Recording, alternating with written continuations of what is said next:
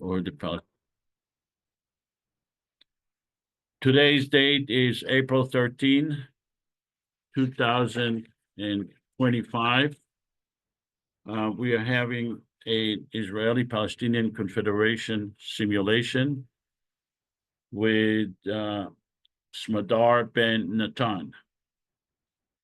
We are proposing a federal government for the people of Israel and Palestine for the entire area that includes Gaza, the West Bank, and Israel, with 14 million people, a government based on democratic principles, a constitution with 300 branches, a legislative branch with 300 parliament members, an executive branch with president and vice president, one Palestinian, one Israeli rotating after 2 years, and a judicial branch with Palestinians and Israelis together as equal in the federal government. We are not proposing dismantlement of the Israeli or the Palestinian government. We are not proposing that those governments need to exist while the federal government exists. In other words, it's not a condition for the existence of a federal government to have an Israeli or Palestinian government. So we are not proposing that they will be dismantled. We are proposing a separate and independent federal government based on a constitution in the entire area of Gaza, the West Bank, and Israel. Our website is ipconfederation.org. And if you go to that website, you can read the Constitution in either English, Arabic, or Hebrew. You will be able to see the 3 branches of government that is being proposed in the Constitution, how this federal government will be created, and how it will function in conjunction with the Israeli and the Palestinian governments. You will see how it will be able to pass legislation, which requires 55% of the Israeli and 55% of the Palestinian parliament members to agree on legislation. And if the legislation violates the sovereignty of either the Israeli or Palestinian governments, those governments will have a veto power. My name is Joseph Avasar, and you could email me at josephavassar@gmail.com. Our guest today is Smadar Ben-Natan.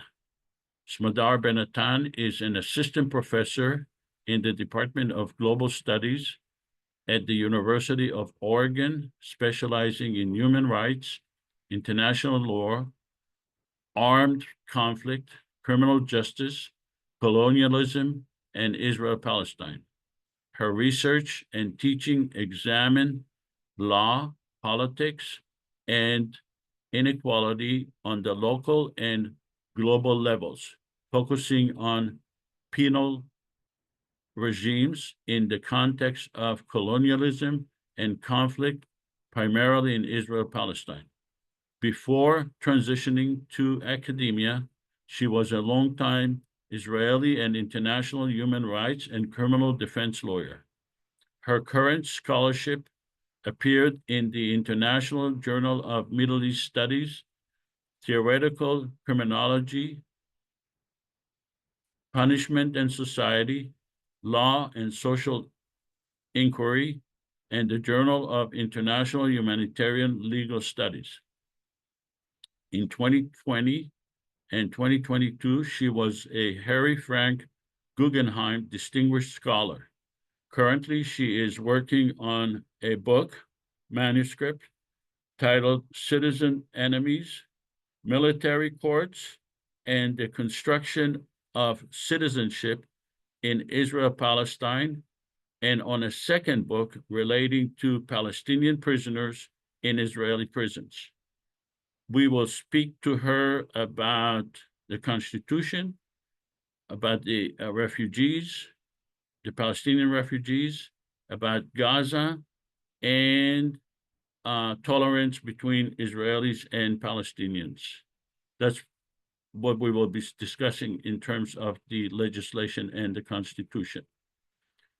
On April 27, we will have an open discussion in which you will be able to challenge the merit, the purpose, and the feasibility of creating a federal government in Israel-Palestine. You'll be able to ask all your questions and express all your skepticism or support for the idea of a federal government in Israel-Palestine.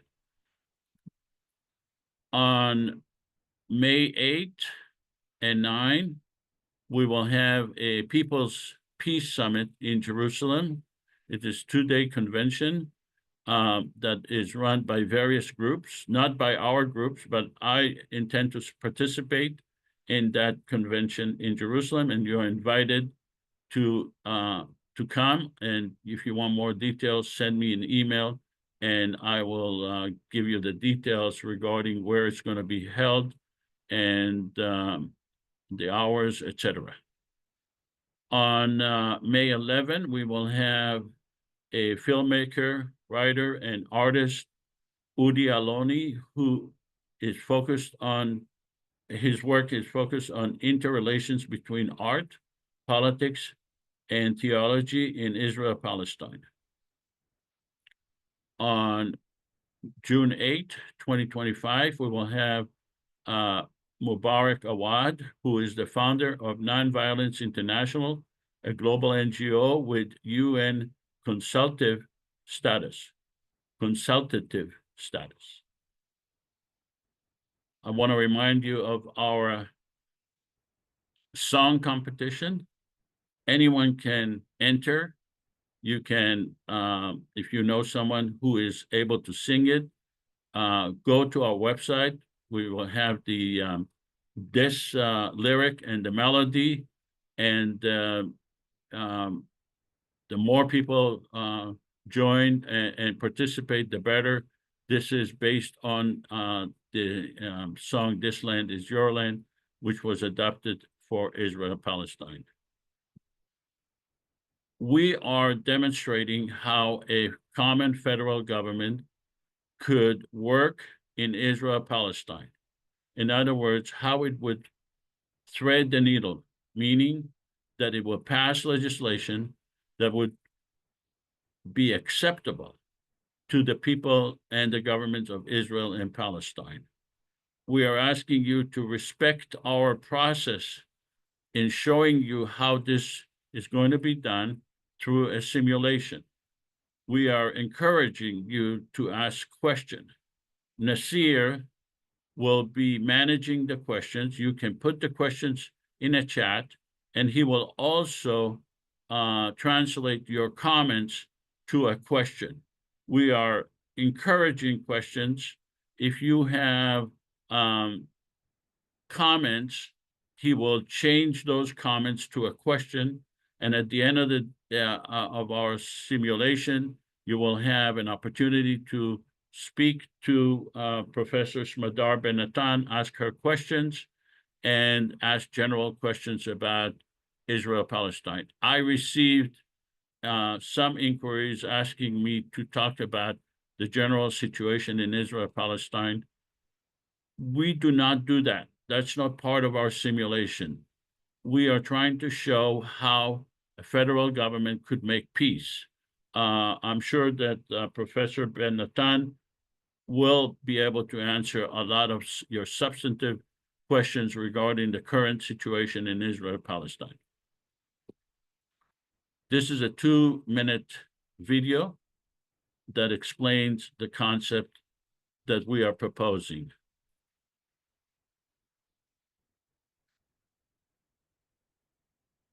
The conflict between Israelis and Palestinians has endured for generations. And instead of time healing the wounds, it's only caused the anger to fester and the violence to grow. But what if there was a way to alleviate the tension? Something that may not outright solve every problem, but at least create a forum that encourages a peaceful compromise. Welcome to the Israeli Palestinian Confederation, a common third government between the Israeli and Palestinian citizens, specifically designed to foster peace, tolerance, and economic prosperity between the two nations. Here's how it works. First off, both Israel and Palestine will keep their respective governments.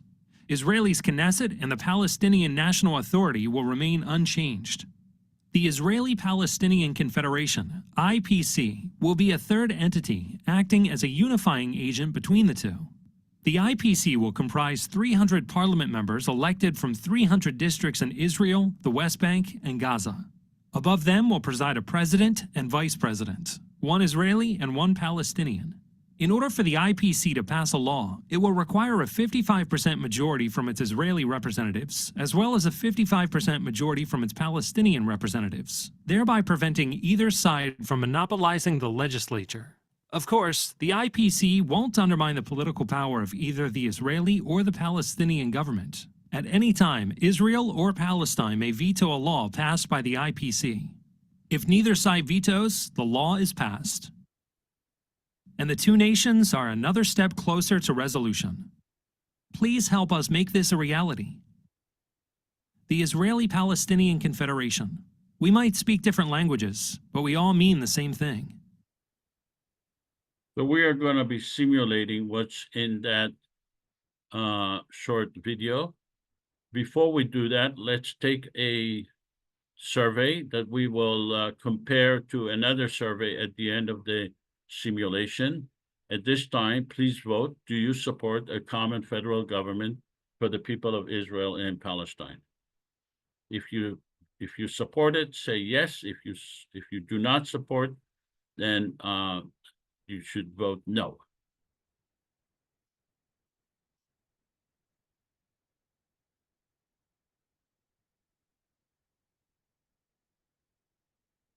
Five more seconds to vote. I know that some of you are not able to vote because you're on the phone or your computer does not allow voting. Please publish the vote. So this time we have 100% support for this, 20 out of 20. So that our guests know, probably most of our the people who participate here today have participated in previous simulations, and this is why we have such a high yes vote. In all likelihood, the people of Israel and Palestine are not even aware of this, and this survey does not reflect reality in both Israel and Palestine. A confederation and federal government exist worldwide to address specific conflicts. Some governments refer to themselves as a federal government, while others use the term confederation. We use those two terms interchangeably. Our definition is either for confederation or federation based on our constitution. This is the heart of the simulation. We are proposed, in order to conduct this simulation, we have to accept these assumptions. The first assumption is that we were able to obtain major funding for a year-long campaign to promote an election in Israel-Palestine, to promote it online so people can vote with their computers, with their friends' computers, and their telephone and French telephones, that we are given an opportunity to explain the benefit of a federal government to the people of Israel and Palestine. We don't expect to have 100% approval, but the reason that we have 100% approval now is because the people that participate in these simulations time and time again understand the benefit and understand that peace is the only solution. So we are asking you to assume that we were able to create a platform for an election and have a year-long campaign to encourage people in Israel, Palestine to run for parliament and to explain to the people of Israel and Palestine the benefits of a federal government to give them peace.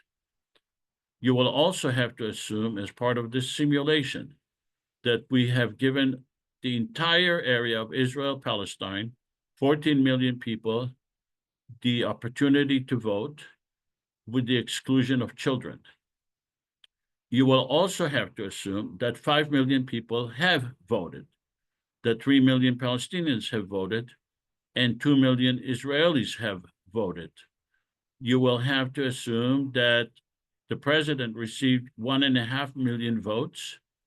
And for this purpose of the assumption, you'll have to assume that me, Joseph, was elected as president, and a Palestinian lady received 1.3 million votes, and we will rotate in 2 years. So that you know, I never intend to run as president. I'm not even qualified under the Constitution because I am not a resident of Israel or Palestine. You will also have to assume that 300 parliament members were elected in 300 districts, that those districts include 47,000 people in each district. So each parliament member represents 47,000 people in the entire area of Israel, Palestine. Before I go to Professor Smadar Ben-Natan, let me ask the audience, do you have any questions regarding these assumptions? Do you have any questions relating to those assumptions? If you have any questions, please ask those questions now. I see no questions. Let's go to Professor Smadar Ben-Natan and ask her to ask questions if she has, or give her opinions regarding these assumptions. Well, good morning, everyone, and thank you for inviting me to share my thoughts with you on your proposal and your simulation. As you said, I take it as granted that the people who are present here do support a kind of a solution that is a peaceful solution, that is a collaborative solution. And in the current reality, this is, if only a starting point, an excellent starting point, because we are currently, and I suggest we don't ignore this reality, we're currently in the midst of the worst conflict that the region has known. Your assumptions assume that Palestinians in Gaza are able to vote in these elections, while in fact they are being shredded to pieces with Israeli bombardment as we speak, and without a health system that can help them. And there's really a campaign of annihilation going on. So in order to arrive at any solution or agreement, there needs to be an immediate stop for the Israeli occupation and the colonization of all Palestinian land, and dismantling the walls that were built by Israel around Palestinians and are used to place Gaza under siege and to restrict the movement and many other rights of the Palestinians. There also needs to be a recognition of the fundamental rights of Palestinians and also Arab Palestinian citizens of Israel to full equality. And we need to respect, protect, and promote the rights of Palestinian refugees to return to their homes. These are my basic assumptions when I come to this issue, and I appreciate that you accepted at least some of those principles. What we do need to acknowledge about the assumptions and the video that you shared is that, and this, you could understand that from my opening, this is not a symmetric relationship. Your video presents an imagined Palestinian and imagined Israeli standing on the same footage and either in conflict or shaking hands. What we actually have is an Israeli military that its boot is on a Palestinian neck all the time. So just in order to have a relationship that is based on agreement, that domination, that military control, the deadly military control needs to end. And people should be able to participate in this political process after a certain type of truth, peace, and reconciliation process with which we cannot even reach that, that equal footage. You suggest keeping the Israeli government and the Palestinian government. Currently, there is no Palestinian government. There is a Palestinian Authority that is less than a government, that is subordinate to the Israeli government, that has very limited powers and authorities. So we do not need to keep a Palestinian government. We need to establish a Palestinian government in order for there to be an Israeli government and a Palestinian government. And of course, the people who need to establish that are the Palestinian people, with the acknowledgement and the support of both Israel and the Palestinian community. We need to also remember that within Israel, there is a Palestinian minority, and the Israeli government should represent that minority as well. We also need to acknowledge that there are Israeli settlers in the West Bank that should either belong to, so that their situation does not fit anywhere. So these are the two populations that their representation in the system needs to be considered. The settlements currently are violating the rights of the Palestinians, both in terms of land and, in fact, create this unequal system that many had likened to an apartheid system. That relation of hierarchy needs to be dismantled in order to proceed to a solution like the one you've suggested. Thank you. We are not proposing that we need to keep the Israeli or the Palestinian governments. We're not suggesting that they need to exist at all. We are stating that if they do exist, then they will have a veto power. It will be up to the Palestinian people to create their government and up to the Israeli people to create their government. As far as we are concerned, the Israeli and the Palestinian governments are the problems, not the solution. The solution is to have one federal government for the entire area of Israel-Palestine. I also got from your comments that you think there should be some preconditions, things that needs to happen before the creation of a federal government, such as ending the occupation, or ending the war, or ending or demolishing the separation wall. We are very much in favor of all these things happening. However, we think that the federal government should be created, whether all of these things happen or not, independently of other things that happen in Israel-Palestine. These things are a problem that a federal government will be the only, in our opinion, the only way to resolve these conflicts. So we believe that first thing right away is to create a federal government. If all the other conditions happen, so be it. It's good.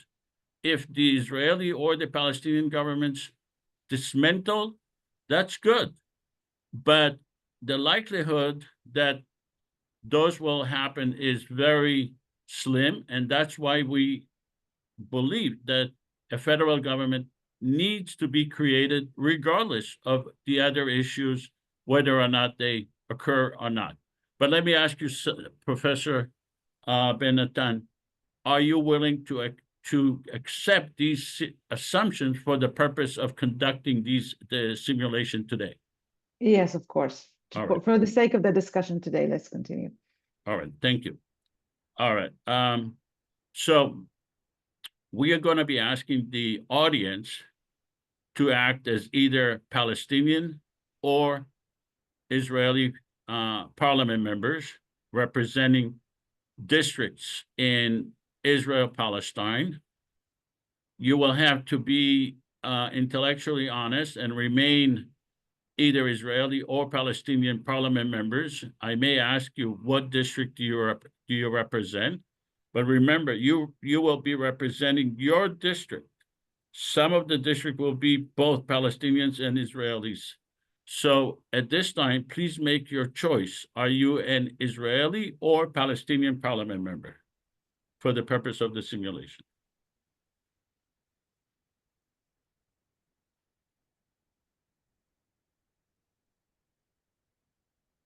And I spoke with Professor Ben-Natan. She said that she would not be making a choice. She will be observing what's going on here in the simulation, would not make a choice whether she's Israeli or Palestinian parliament member or Israeli prime minister or Palestinian president. All right, publish the vote. We have 12 out of 18 Palestinian parliament member and 6 out of 18 Israeli parliament members. So please remain so. You will be given the right to vote on legislation. We also need Jeff. Jeff, are you here? Jeff Warner? We need someone to be the Prime Minister of Israel. Do we have a volunteer to be the Prime Minister of Israel? Yeah, I'm here, Joseph. Oh, okay, good. So you're the Prime Minister of Israel? Okay, fine. And do we, Nasir, are you willing to be the President of Palestine? Sure. Okay, good. So this explains better what's the constellation of the relationship between the Israeli and the Palestinian government and the federal government. The president of Palestine has no right to vote, but you have a veto, and the prime minister of Israel cannot vote in the parliament. You have the right to veto the legislation if it violates your jurisdiction, your sovereignty. All right. Let's go to our first order of business. And by the way, Professor Ben-Natan asked that we will not vote on issues until she has given the right an opportunity to comment on those issues. So let's present the first issue, and that's the Constitution. Libby, are you here? I'm here. Would you be so kind as to read out the short version of the Constitution? Sure. We believe that Palestinians and Israelis are entitled to equal rights under the law and guaranteed human rights and freedom. The Israeli Palestinian Confederation does not intend to supersede or supplant the Palestinian or Israeli governments, nor to abrogate or undermine any agreements between those governments. We recognize the need to work with the Israeli and Palestinian governments. Our purpose is to resolve conflicts and to expand the relationship between Palestinians and Israelis in a fair and equitable manner. We believe in equal rights under the law, guaranteed human rights, and freedom for all. We voluntarily give the legislatures and the governments of Israel and Palestine veto power over legislation we pass relating to the domain of control of those governments. We believe in the separation of power between the legislative, executive, and judicial branches. We believe in the creation of a permanent secular government for all the people residing in Israel and Palestine. We believe in having a separate judicial branch relating to IPC legislation with Israeli and Palestinian judges with a system to avoid biased decisions based on nationality.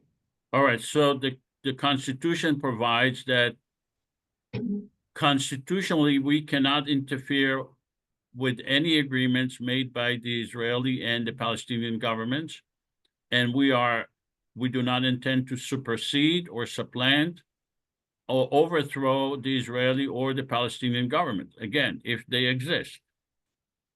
We believe in giving them a veto power over legislation we pass, provided that legislation violates their sovereignty.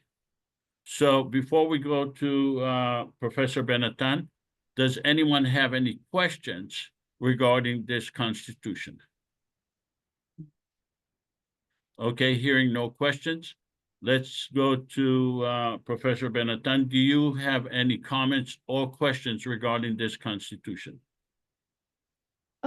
Yeah, let me make a couple of comments here. So I think that on the level of values, this Constitution represents democratic values, and therefore it's starting off at the right direction.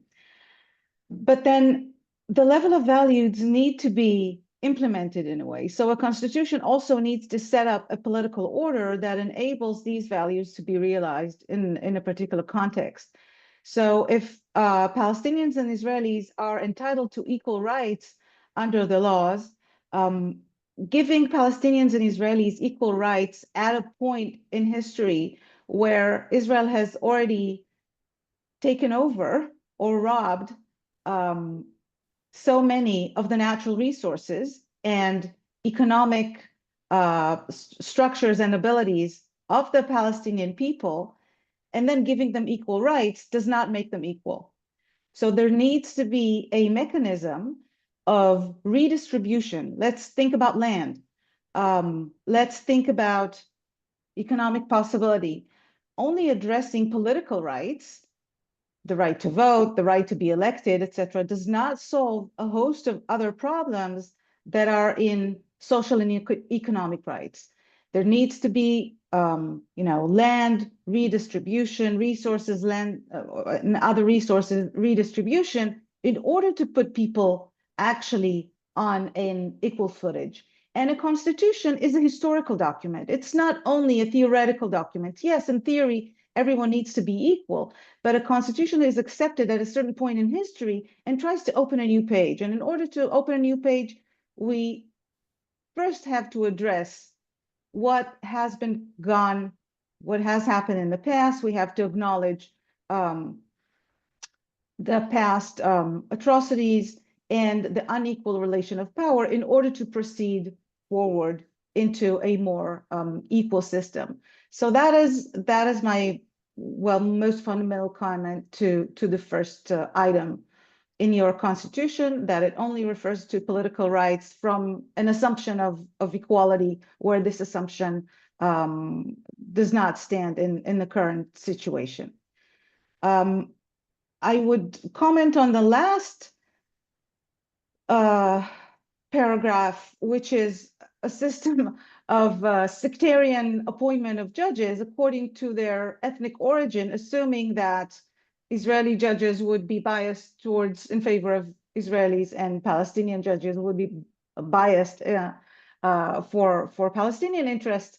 A judicial system needs to be based on independence and impartiality, and not necessarily assume that judges are biased towards their own nations. There needs to be a broader structure of institutional guarantees of independence, and not necessarily a fixed numerical quota for judges or other elected officials from each side. Those quotas do not represent the dynamic realities. So we just need to give this further thought as to how do we establish the system. We do not have a quota. Basically, in order for the judges to decide against, let's say, a Palestinian, you will have to have a majority of judges, and you will have to have a majority of judges who will vote against the person of their own nationality. The same with it, so if we have a Palestinian who is being charged, there has to be majority, at least one more judge, Palestinian, who will decide against the Palestinian, and vice versa on Israel. But let me ask you this: how would you change the Constitution? It says here, we believe Palestinian and Israelis are entitled to equal rights under the law. What would be your proposed changes to that clause? It would just need to be complemented by other clauses that would provide the necessary steps in order for Palestinians and Israelis not only to be entitled to right, but to actually be able to realize those rights. And if we were talking, for example, equal rights to property, under the current situation, everyone gets to hold the property that they currently hold. So our settlements will hold on to the land that they are inhabiting right now, although those lands have been confiscated from Palestinian owners. There needs to be a redistribution in order for the rights that people have to be equal to start with, and not only on a theoretical level. So you have no changes to that clause, and Joseph? No, I think theoretically, of course, I would agree that people should have equal rights. okay. The thing is that they need to be placed on an equal footage to start with, or at least some terms of justice needs to be accomplished to get into that stage. That could be handled through legislation. It doesn't. You can't come up with a formula. As clearly you were not able to come up with a formula to allow for the injustice to the Palestinians in the Constitution. We will have to be specific regarding injustice to the Palestinians through legislation dealing with specific injustices at that time through legislation. Wouldn't you agree? Not exactly. I mean, there's an order thing here. Your conception is that this constitution is a starting point, and then you go forward and you implement things with legislation. A constitution needs to be a result of a process, not the beginning of a process. A constitution represents values of the community, right? And if we don't have shared values, we can't agree on a constitution.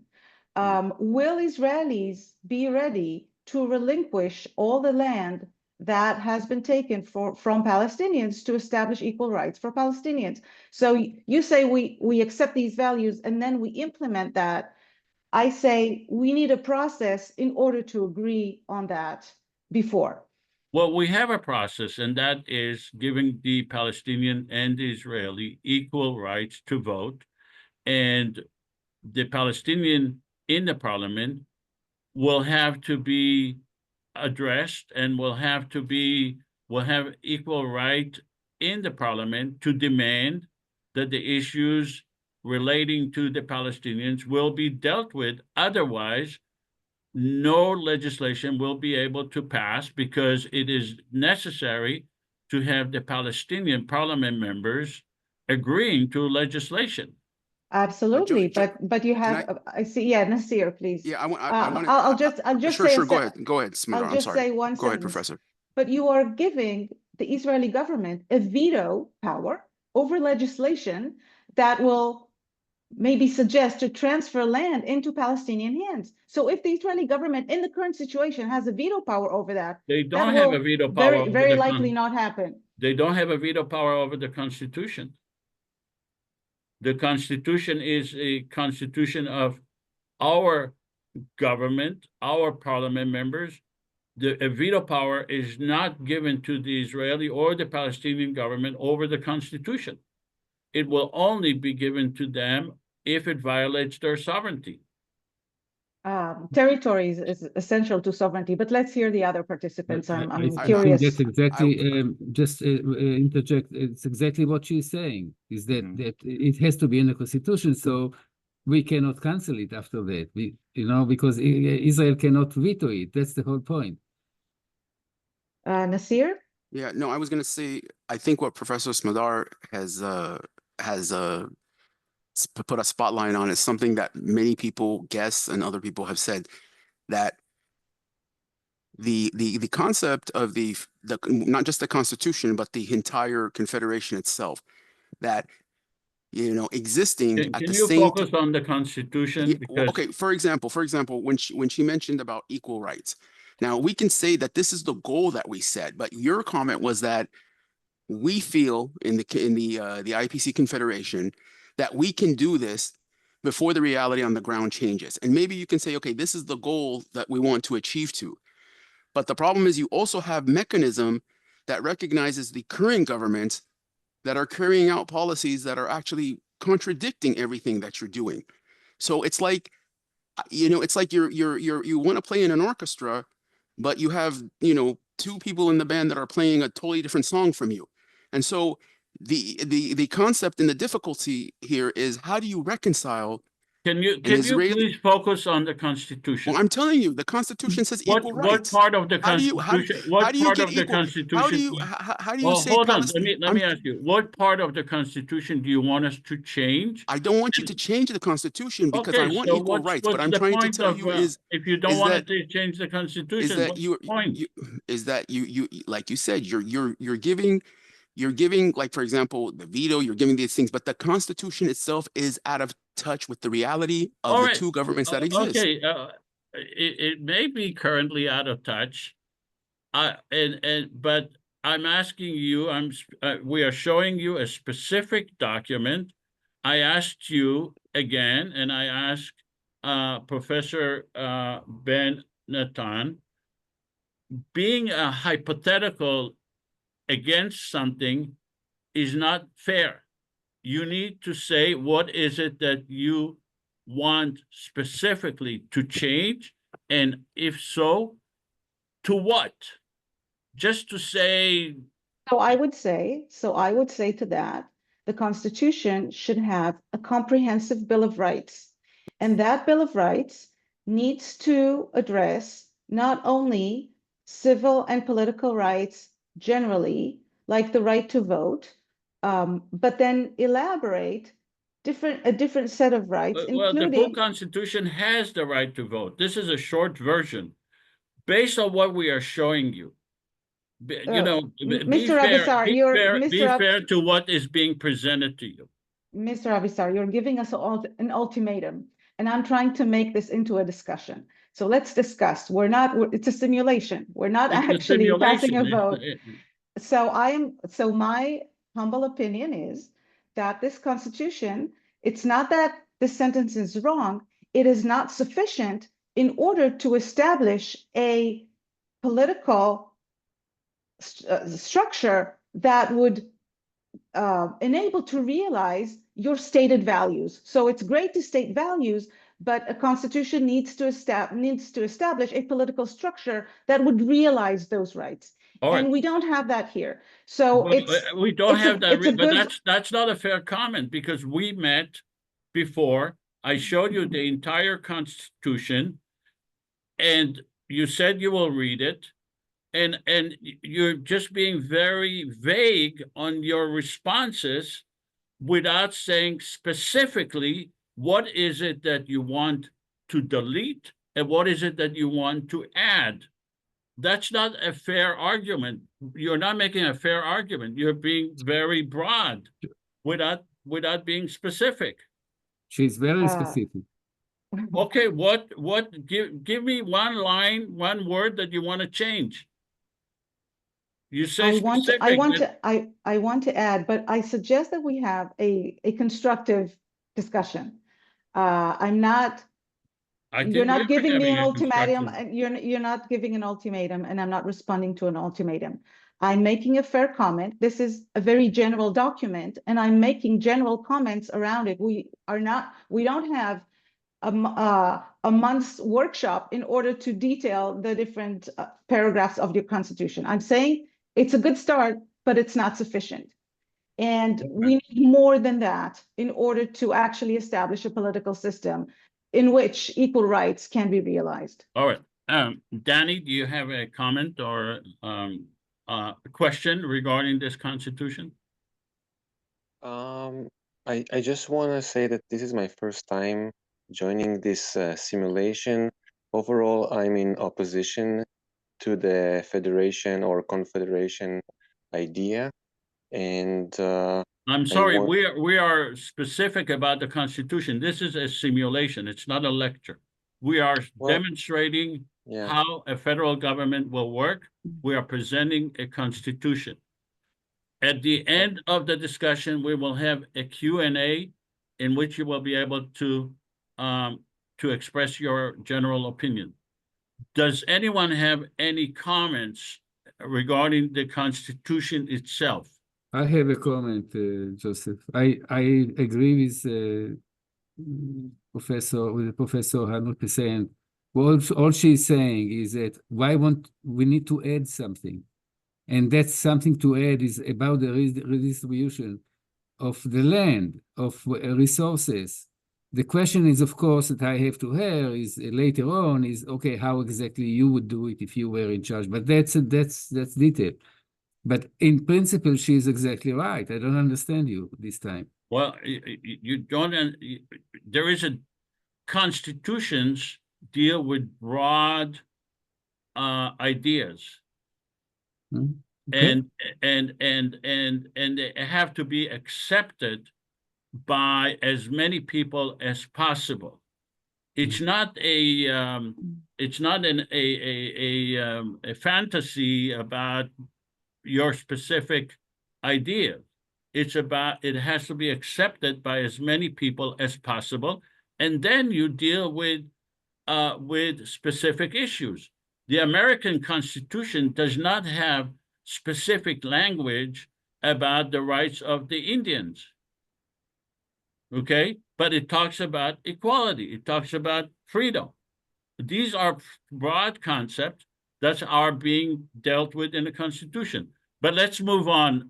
Let's have, so now we need to have the I see Israeli. we have Giacomo wanting to comment.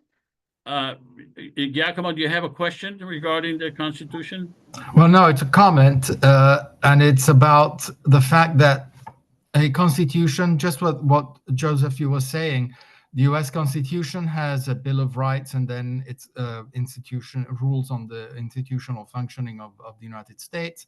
The EU founding treaty has got an opening section where there are some general principles, which are the core principles, and then you have hundreds of articles after that detailing every competence in every policy area and rectifying. It's got annex where the Danes are allowed not to sell property to Germans because they want to have their special rules and rights. All this can be settled within a constitution. These are what we see here. I see it as the basic principles, and other aspects can be dealt with on a more detailed level. But for the sake of this simulation, I think we should concentrate on the core principles, assuming that other issues will be approached with a sense of fairness and correctness. But Look, I think that goes beyond the scope of this simulation. Look, you all participated in these simulations many times before, okay? And I repeat, it is not fair to say, well, let's have something that some people feel is acceptable to them without presenting what it is. Just to present a notion and to say, well, we need to deal with that notion without specifically saying what it is, and to say we need to add it into the Constitution is not fair. It's just simply not fair. Well, I humbly disagree. We are here in a 2-hour simulation. We didn't enter a workshop of a week to to forge a constitution. Okay. You're That's a fair imposing a argument. constitution. That's a Okay. fair argument. You have not paid me to redraft your constitution and prepare a comment for you. We're in a short discussion, and we're putting out comments, and a constitution as a first thing needs to be democratic. It needs to come after a process of deliberation. And the process of We've deliberation, had 24 years of a process. well, I'm new to this. Okay, Okay, so you're new to the American Constitution too. Yeah. I mean, not 300 million people voted I'm for just the saying, American Constitution.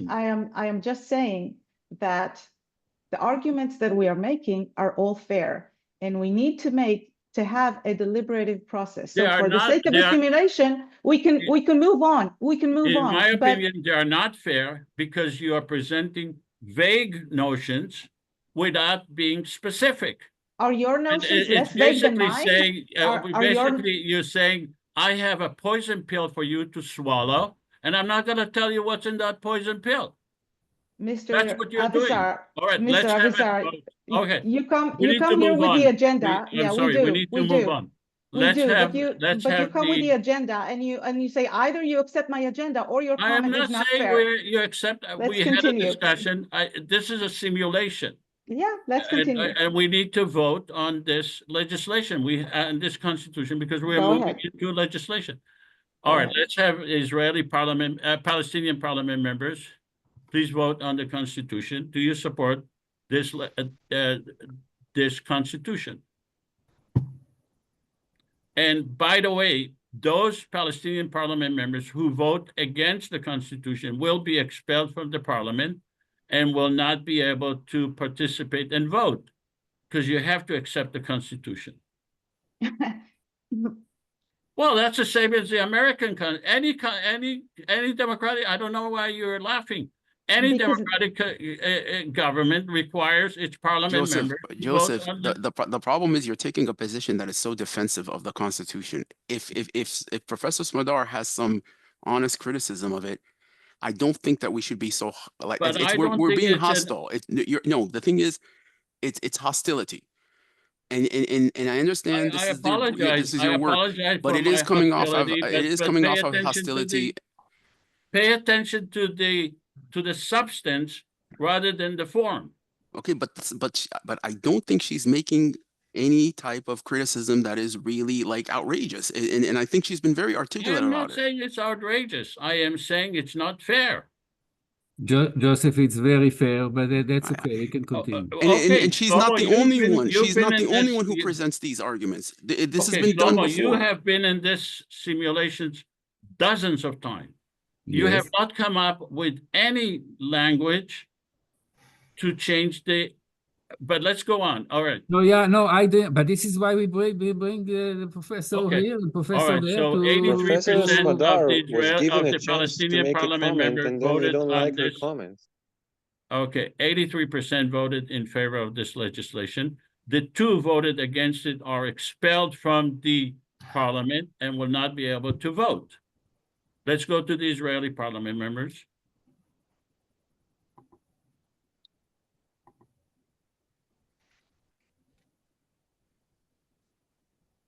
Publish the vote. 80% of the Israeli parliament members voted in favor of this legislation. The one person who voted against it is expelled from the parliament and will not be able to vote. All right, let's go to the first order of, so this is a momentous occasion. This is the first time in Israel, Palestine, in which a constitution for the federal government has passed. It undermined the existing governments of Israel and Palestine from claiming the use of fear and hate to justify their action.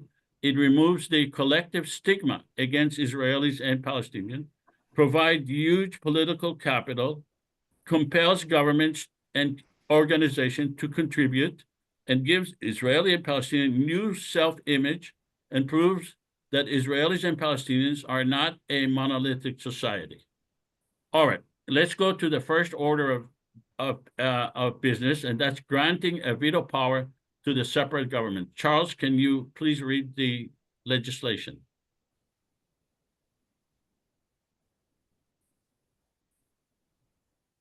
Is Charles here? Sorry, Libby, could you please read it?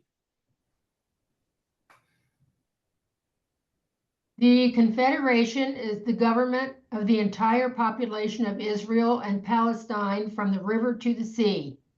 We recognize the Palestinian and Israeli governments and are seeking their cooperation to implement our vision for peace by giving them a veto. We will do our utmost to satisfy the essential needs of each government. We are pleading with the Palestinian and Israeli public to understand that while we would like to pass the best legislation possible to improve their lives, under these constraints, a perfect legislation is not possible.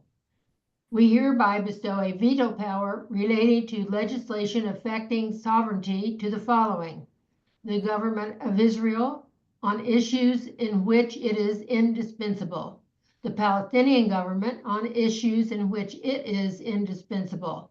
In the event of changes in the entirety of the Israeli or Palestinian governments, this legislation may be amended or repealed subject to the IPC Constitution. The Parliament will decide on indispensability. Vetoes may be bestowed individually or collectively. All right, so the governments are given a veto power on issues that they are indispensable, such as the use of land, police force, or removal of the wall. Example of them being dispensable is issues relating to our budget, to ratifying the Constitution, or applying or appointing IPC ministers or judges. The reason we give them a veto power is it provides a safety net to both sides. It increases the likelihood of Israelis and Palestinians participating. It decreases the Israeli and Palestinian government's opposition to this government, and removes any claims that we are a subversive organization intended to undermine the Israeli or the Palestinian governments.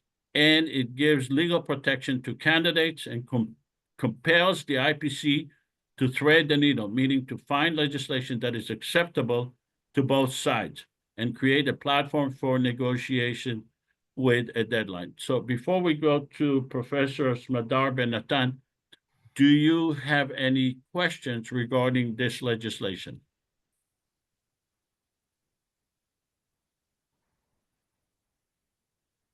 Hearing no questions, let's go to Professor Ben-Natan and hear her comments regarding this veto power legislation. So I think in principle, that could be a useful mechanism. But of course, the argument will be around what is dispensable and what is indispensable, right? It's a matter of how you define that. And if you move forward to your next slide, the use of land is clearly an indispensable issue that you suggest to give veto power to the different governments. And that brings me back to my previous point. If you go into a process in which each government has a veto where the underlying conditions are of inequality, you will never achieve equality because the Israeli government would veto anything that will take from its current power that is controlling Palestinians. So my point is, and as I said before, that there need to be underlying conditions. Now, the process that we just had was not a process of a democratic constitution. This is an authoritarian suggestion. The elected members of parliament, as I understand it, were elected by their constituencies. And if they are expelled from the from the parliament because they don't agree, that constitution does not represent the entire people. So the people who voted for those representatives of government are currently not represented in your parliament. A constitution is different than a legislation. A legislation passes on a majority vote. A constitution needs to be based on consensus. You don't exclude a certain amount of voters from the parliament if they don't agree. It's not an ultimatum. So to the principle of veto, I think it could be a useful mechanism, but it needs to come after some kind of process that, let's call it in general terms, decolonization, or having the powerful party to this process agree to relinquishing some of that power in order to establish equal conditions on which the veto power can possibly work. A constitution is a document that expresses a consensus for those who are willing to be parliament member and accepting that consensus so that there is a transparency in passing legislation. There is no single democratic government with a constitution in the world that allows a parliament member or Congress to sit in the parliament or in the Congress who are against the Constitution. That is right, but that is after a But let me constitution. finish. If you allow people that are against the Constitution, then they are basically sitting there in order to undermine the whole process. The purpose of creating a federal government is to have an acceptance on a broad principle and then to pass legislation in accordance with those principles. If you allow people that do not accept the underlying principles, then you basically created nothing. You created a chaos, the same chaos that you see in Israel and Palestine right now, because there is no constitution. I understand what you're saying. Once there is a constitution, of course, the system of government is committed to this constitution, but you were passing on a legislation on accepting the constitution itself. And the constitution itself. No, we're not. We're not. No. That was the previous stage. That was the previous stage. No, we ratified the Constitution. That's right. We ratified the Constitution itself. So the Constitution and the legislation is generally accepted by different bodies. The Constitution is not a legislation. We ratified we tell the people, you can be part of this parliament if you accept the Constitution.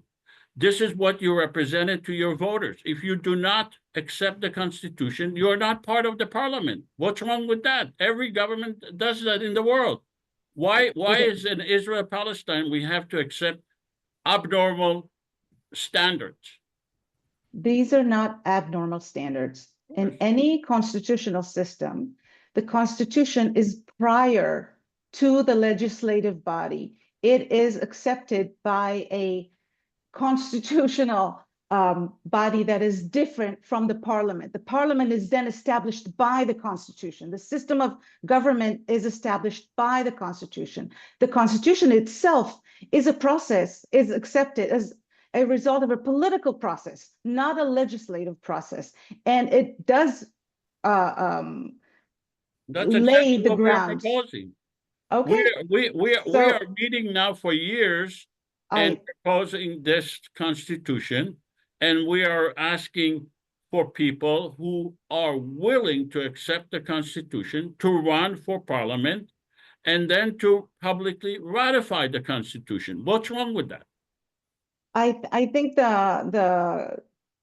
let's pass on from the Constitution. I've made my point clear, and I don't think the discussion of that is productive at this point.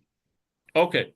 Let's have the. Okay, I see Shlomo wants to say something. One little comment. I would like to take for a moment your position, Joseph, and ask Smadar. Okay, suppose we are in the United States and we have in the Constitution that we need to redistribute the land. Wait, Shlomo, we're not having. This is a simulation. We want to demonstrate how the federal government will work, at the end of we will have a question and answer, and you can ask all your All questions. right, this is about Oh, the constitution. I'm Okay, trying to. let's have the Palestinian parliament members please vote on this legislation.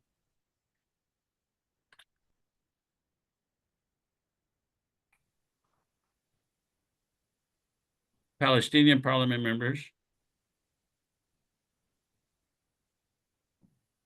Publish the vote. 100% of the Palestinian parliament members accepted the constitution, the legislation. Let's go to the Israeli parliament members.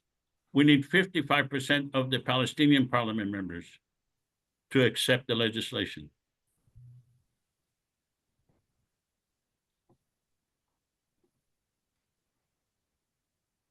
Publish the vote. 83% of the Israeli parliament members agreed on this legislation. So congratulations, we passed this legislation. And let's go to the first order of the next legislation, which is teaching tolerance and understanding. Libby, would you be so kind as to pass this, to read this legislation? Both educational systems, making both sides aware of the history and political narrative of both sides in both public schools. Devote a certain number of hours for both sides to teach the history of the Israelis and the Palestinians. Prioritizing teaching Arabic and Hebrew in public schools to achieve proficiency of both languages by Israeli and Palestinian students. Create a mutual task force to ensure the teaching of both languages. Educators to draft textbooks together and arrange for a regular exchange of teachers. Public media on both sides to provide fair and equal coverage daily for teaching tolerance. IPC as facilitator to ensure that both sides are fairly represented. We hereby submit this legislation to the Israeli government and the Palestinian governments.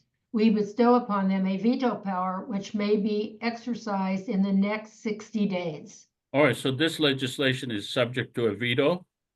Before we go to Professor Smadar Ben-Natan, does anyone have any questions regarding this legislation? All right, hearing no questions, let's go to Professor Smadar Ben-Natan.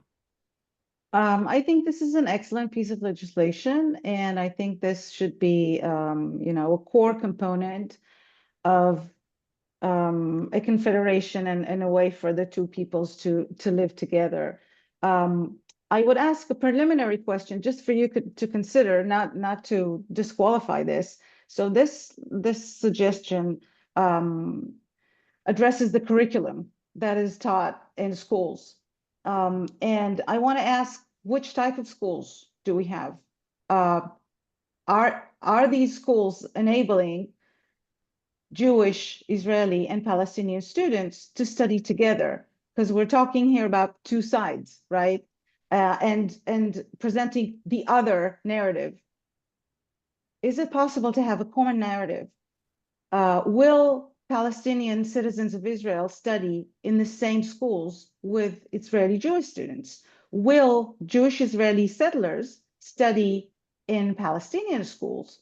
And that makes this whole binary picture of there's one narrative and then the other narrative, and we teach the other narrative more complicated if the body of students is not segregated.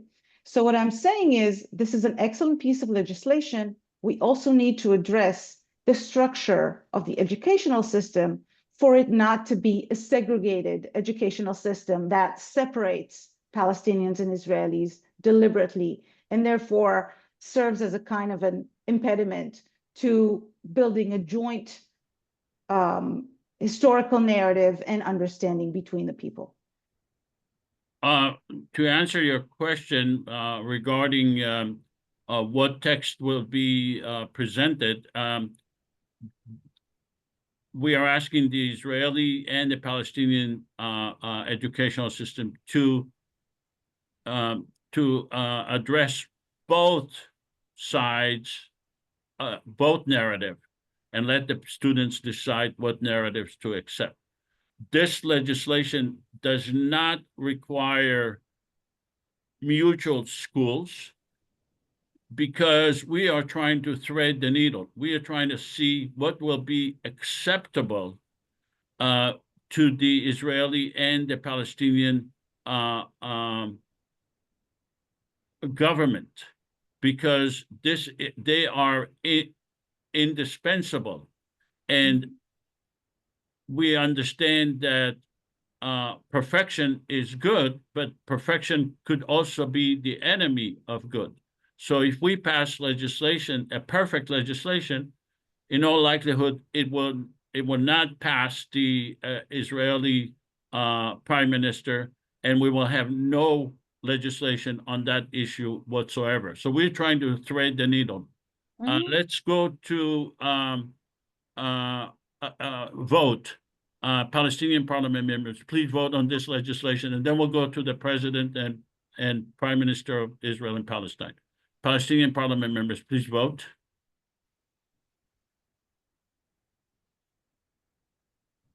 Palestinian parliament members, do you support this legislation?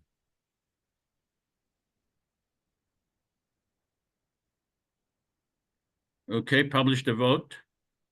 100% of the Palestinian parliament members voted in favor of this legislation.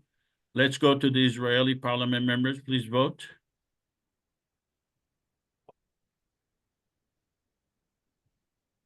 Israeli parliament members, we need 55% to be able to submit this to the Israeli and the Palestinian governments. Publish the vote. 83% of the Israeli parliament members agree to this. Mr. President of Palestine, are you going to veto this legislation? No, I'm not going to veto this legislation. All right, let's go to the Prime Minister of Israel. Are you going to veto this legislation?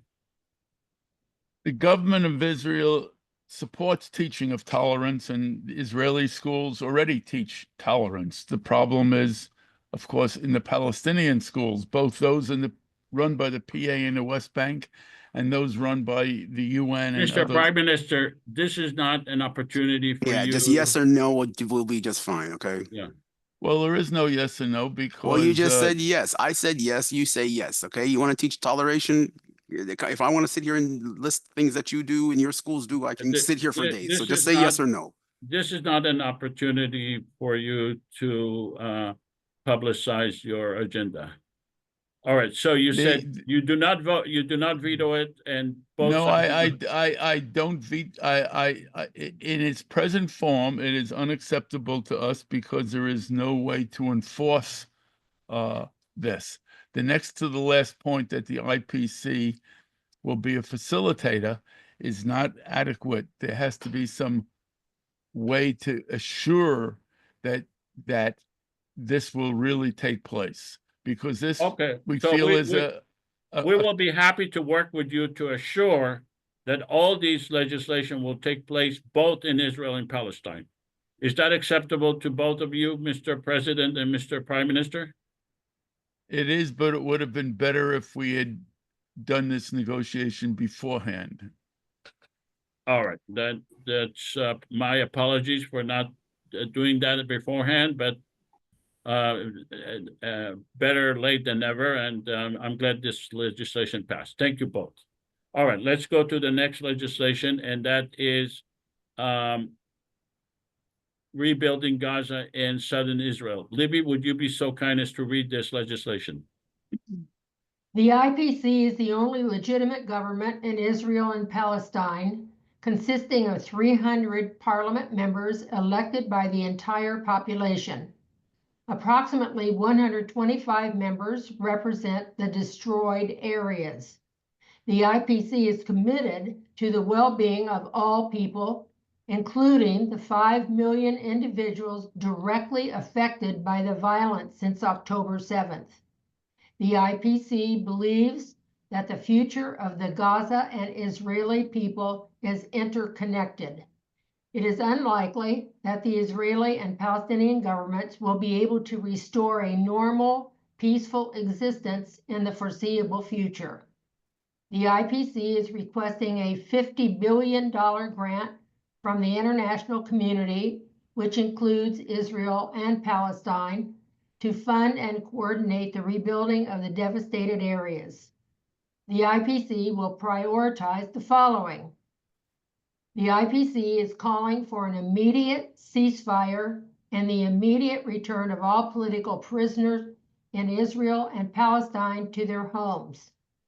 Rebuilding thousands of homes, roads, hospitals, civic buildings, and infrastructure to facilitate the immediate return of all people to their homes, and restoring law and order and civil society that have been destroyed. The governments of Israel and Palestine are dispensable and are not granted a veto power on this legislation. Does anyone have any questions regarding this legislation before we go to Professor Smadar Ben-Natan? We need to move quickly, so we have more and more legislation, important legislation.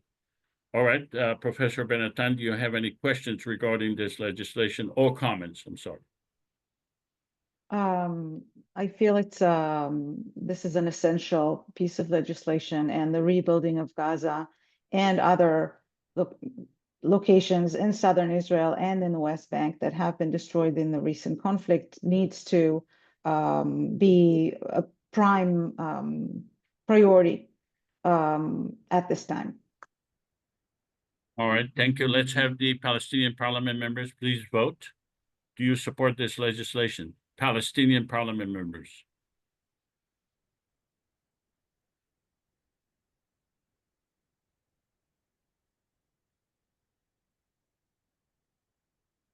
Publish the vote. 88% of the Palestinian parliament members voted in favor of this legislation. Let's have the Israeli parliament members please vote.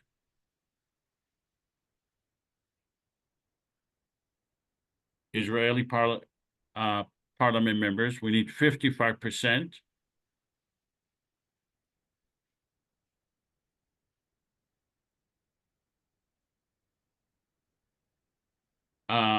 Publish the vote.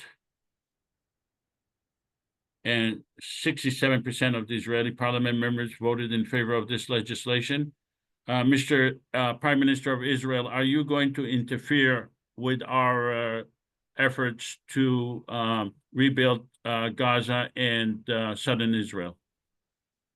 Government of Israel will not interfere, but the government of Israel insists that any building on Israeli territory conform to civic planning and building codes of the Israeli government, specifically the local councils. We have no problem with that. Mr. President of Palestine, are you going to interfere with our efforts to rebuild Gaza and southern Israel? I will not reject this bill, and I hope it's the last time that we have to turn to the international community and have them pay for the war crimes that Israel has committed in destroying Gaza again. Mr. President, we don't really need any of your agenda. I'm just saying. We're not a forum for your So again, agenda. the international community is paying for Israeli wars. We are not a and forum for destruction. the Israeli agenda or the Palestinian agenda. Okay, As so far let's as keep. we are concerned, I am the president. Yeah, they should. Both of your governments are failed governments, and we appreciate if you would not use our forum for your specific agenda. All right, thank you. Let's go to. Well, but you've got a problem, Mr. President of the IPC, that if you want the cooperation of the Israeli government, you've got to go hand in hand. I don't have to accept your, I do not have to allow you to use our government for your specific agenda. You're right. You're the problem. You are my problem. Well, if I can make you ask us to either accept or deny, and we can't. No, I asked you if you're going to interfere, and you did not do that on this legislation. You did it on the prior legislation, but the Palestinian president now used he wants to use his rhetoric. Not necessarily. well, you said Not necessarily, because it's a concern. It's a concern that as a Palestinian president and as people who looks after the interests of my people, I'm concerned that this is the 5th war in Gaza, that the international community is asked to come and to pay for the rebuilding of something that was destroyed by war. Don't you think that this is a legit concern? We agree with that. We agree with that. But why I should think why should I wait? Why should I wait another? Why should I keep going through this every 5 to 10 years? It doesn't make sense anymore. I didn't ask you to do that. We are not going to spend $50 billion for nothing. Well, we did. This is the 5th time. This is the okay. 5th time Gaza will be rebuilt after war. There is no point in arguing about something that we agree upon.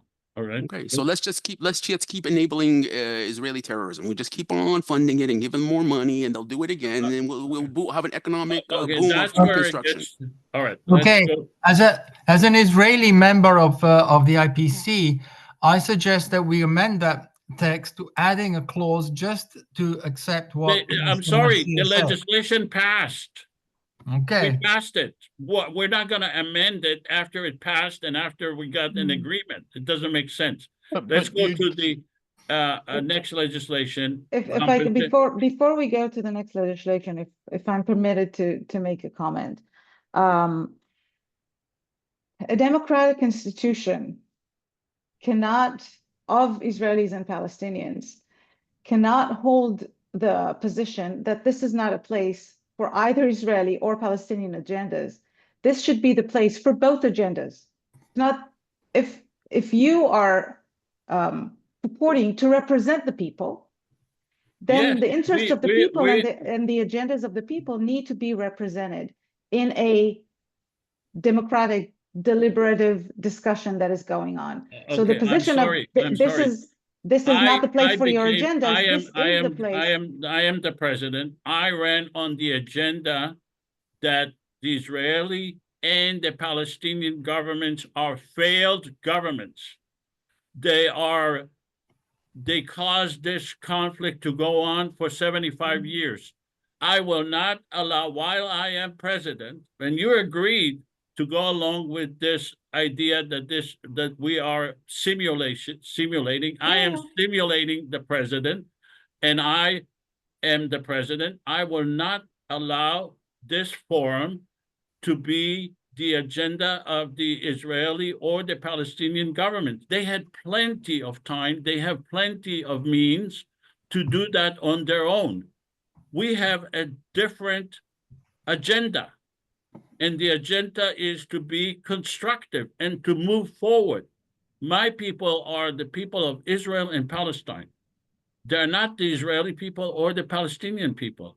And I will not allow the Israeli or the Palestinian governments to use us for their own personal agenda. This is not a discussion here about who is right and who is wrong. We want to be constructive into the future. Well, let's go to the next legislation. Let's continue for the sake of the simulation, but we're simulating an autocratic government, not a democratic process. Why is it not democratic? Let's take a vote on each and every legislation. Why is it not democratic? While not allowing a discussion. Exactly. I asked for a discussion. I am not allowing the Israeli and the Palestinian governments to use our forum for their own political purposes. But this is a political forum. This is a political forum where they need to reach an understanding of how the federal government will work.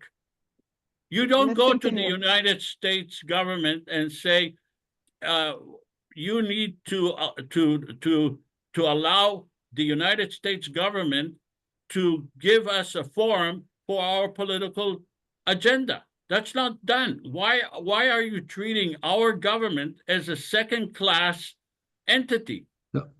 I don't think I'm doing that. Let me make 2 points. All right, First of all, okay, I'm sorry. I am the president. Let's go on to the next legislation. Joseph, you invited her to have her opinion. We want to hear her opinion. Okay, I want to hear what she's thinking. Okay, fine. I invited her to speak at the simulation. She spoke.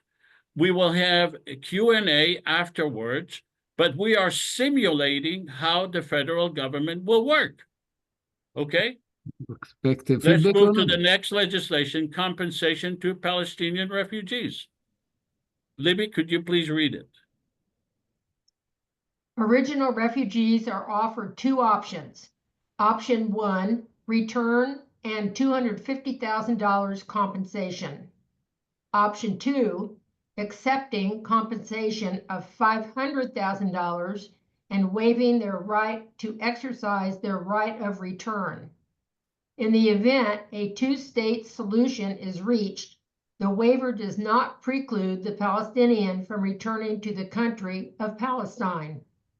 We hereby submit this legislation to the Israeli government and the Palestinian government. We bestow upon them a veto power which may be exercised in the next 60 days. Does anyone have any questions regarding this legislation before we go to Professor Smadar Ben-Natan? Real quick question. Does this legislation, the way it's proposed, by offering Palestinians money, is it in violation of UN and international law for the right of return, people who've been removed from their homes, refugees? I don't know. What are original refugees? 48, 67 along the way? Because When? we want to pass legislation that needs to be accepted by both Israel and Palestine. In my opinion, as the president offering this legislation, if we offer $250,000 to compensation to Palestinian refugees as defined by the UN, in other words, as the refugees are defined by the UN, first of all, it would be an enormous amount of money that we will not be able to ever deliver. And second of all, it is in all likelihood going to be rejected by the Israeli government. That's the reason for offering it only to original refugees. Professor Ben-Natan? When you say original refugees, do you mean refugees of 1948? I didn't understand that. 1947, 1948, and 1967. Well, I think there are two aspects here. The choice of there's a collective right of return and an individual right of return. And this legislation only suggests an individual monetary compensation without any possibility of restitution, of actually getting the land or the home or the places where refugees came from. And so I would not support such an individual and like cookie cutter solution to this very complicated issue of Palestinian refugees. I think there needs to be a collective agreement on the right of return of refugees and various forms of compensation, also compensation for that maybe Israeli citizens would be under a larger mechanism needs to be addressed. We cannot offer a one-time choice for people. We will need to have a broader process of assessing the property that people had, the way that they were denied of that property, and the ways in which they wish to exercise the right of return.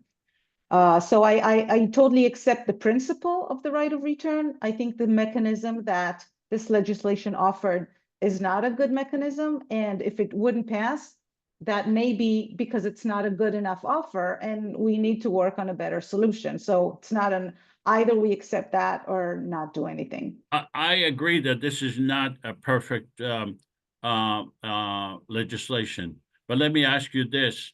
What legislation would you offer that we will present to our parliament members that, in your opinion, would be acceptable to the Israeli and the Palestinian governments? I think we need to have a broader process in which we hear the wishes of Palestinian refugees, see how they envision the process of return, hear all the sides, and then have a much more comprehensive and inclusive process of reaching a solution and not imposing one. All right. You have not made any offers. You just made hypothetical ideas. Yes, I say that nothing for us to work with.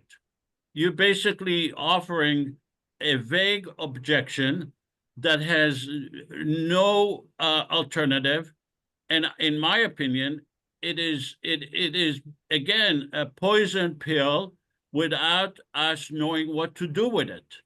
We need to be constructive and move on, and we are offering a constructive way to move on.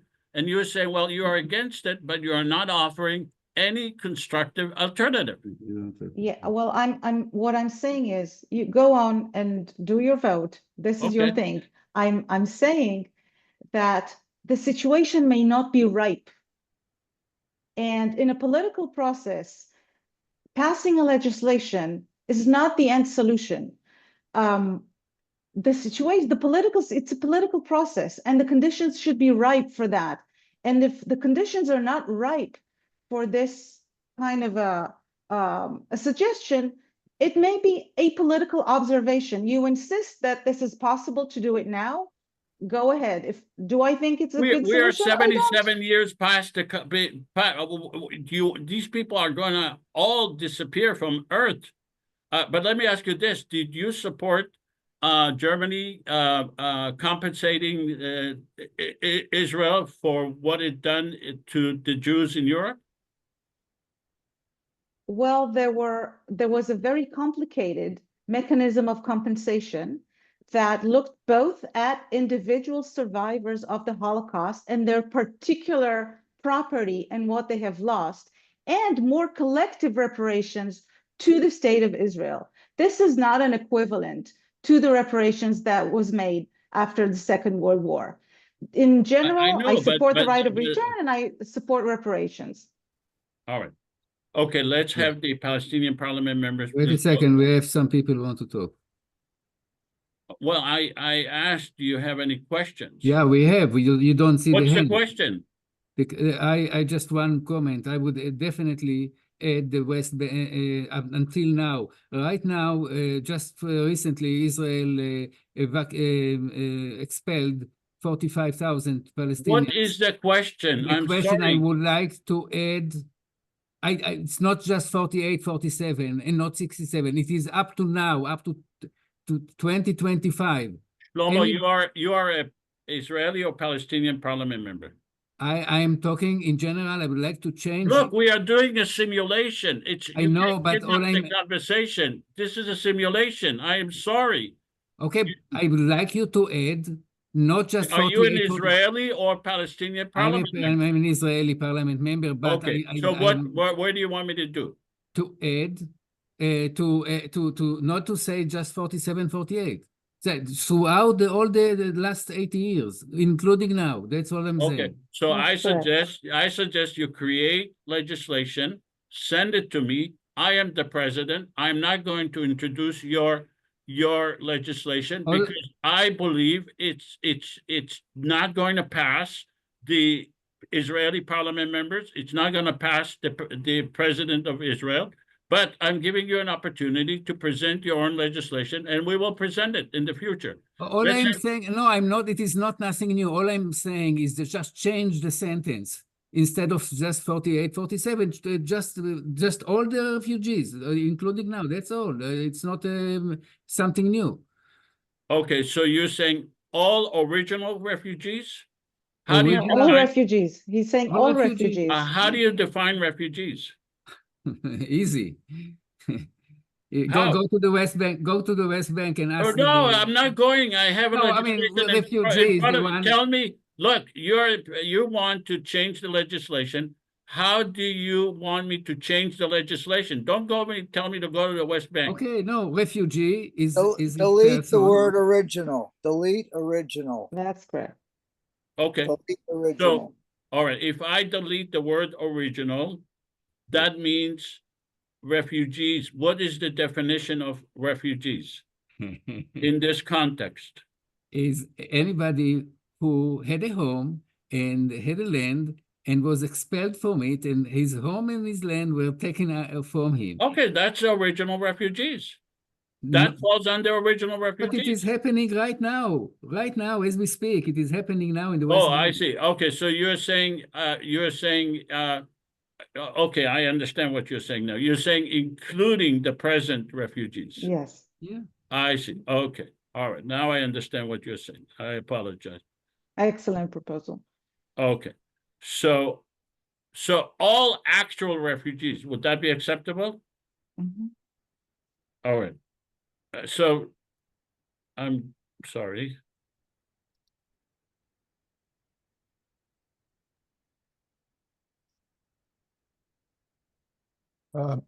My question also relates to this, Joseph.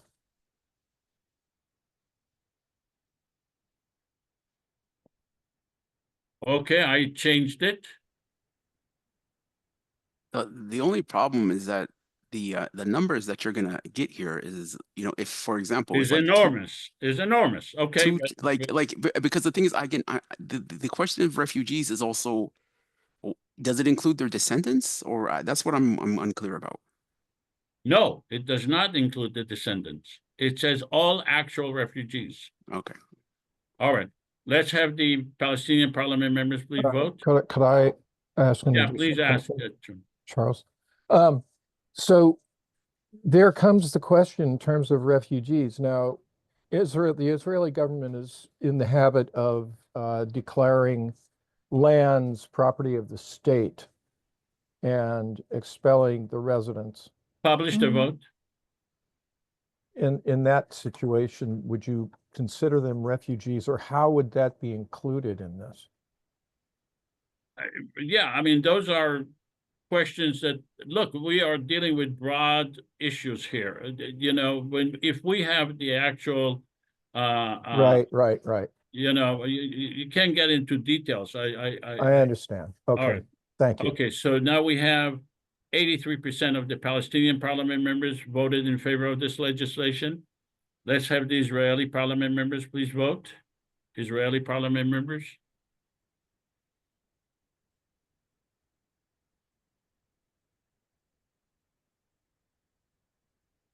Publish the vote.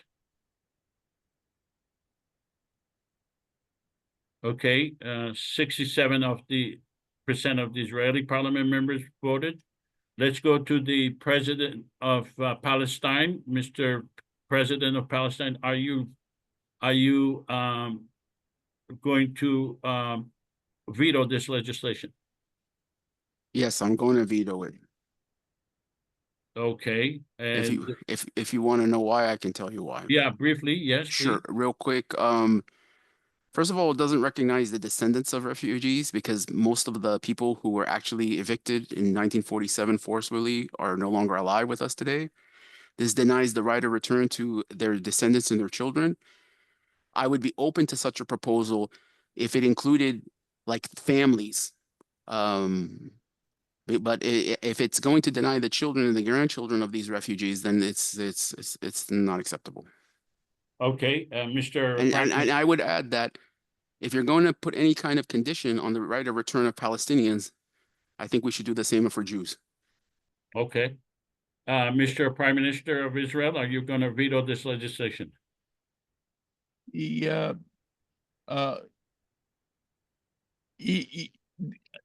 I need a way better definition of what actual refugee actually means before I can decide on whether I'm going to veto this. Okay, well, I think that we mean people who actually lived in Israel, Palestine, who were forced out of their homes.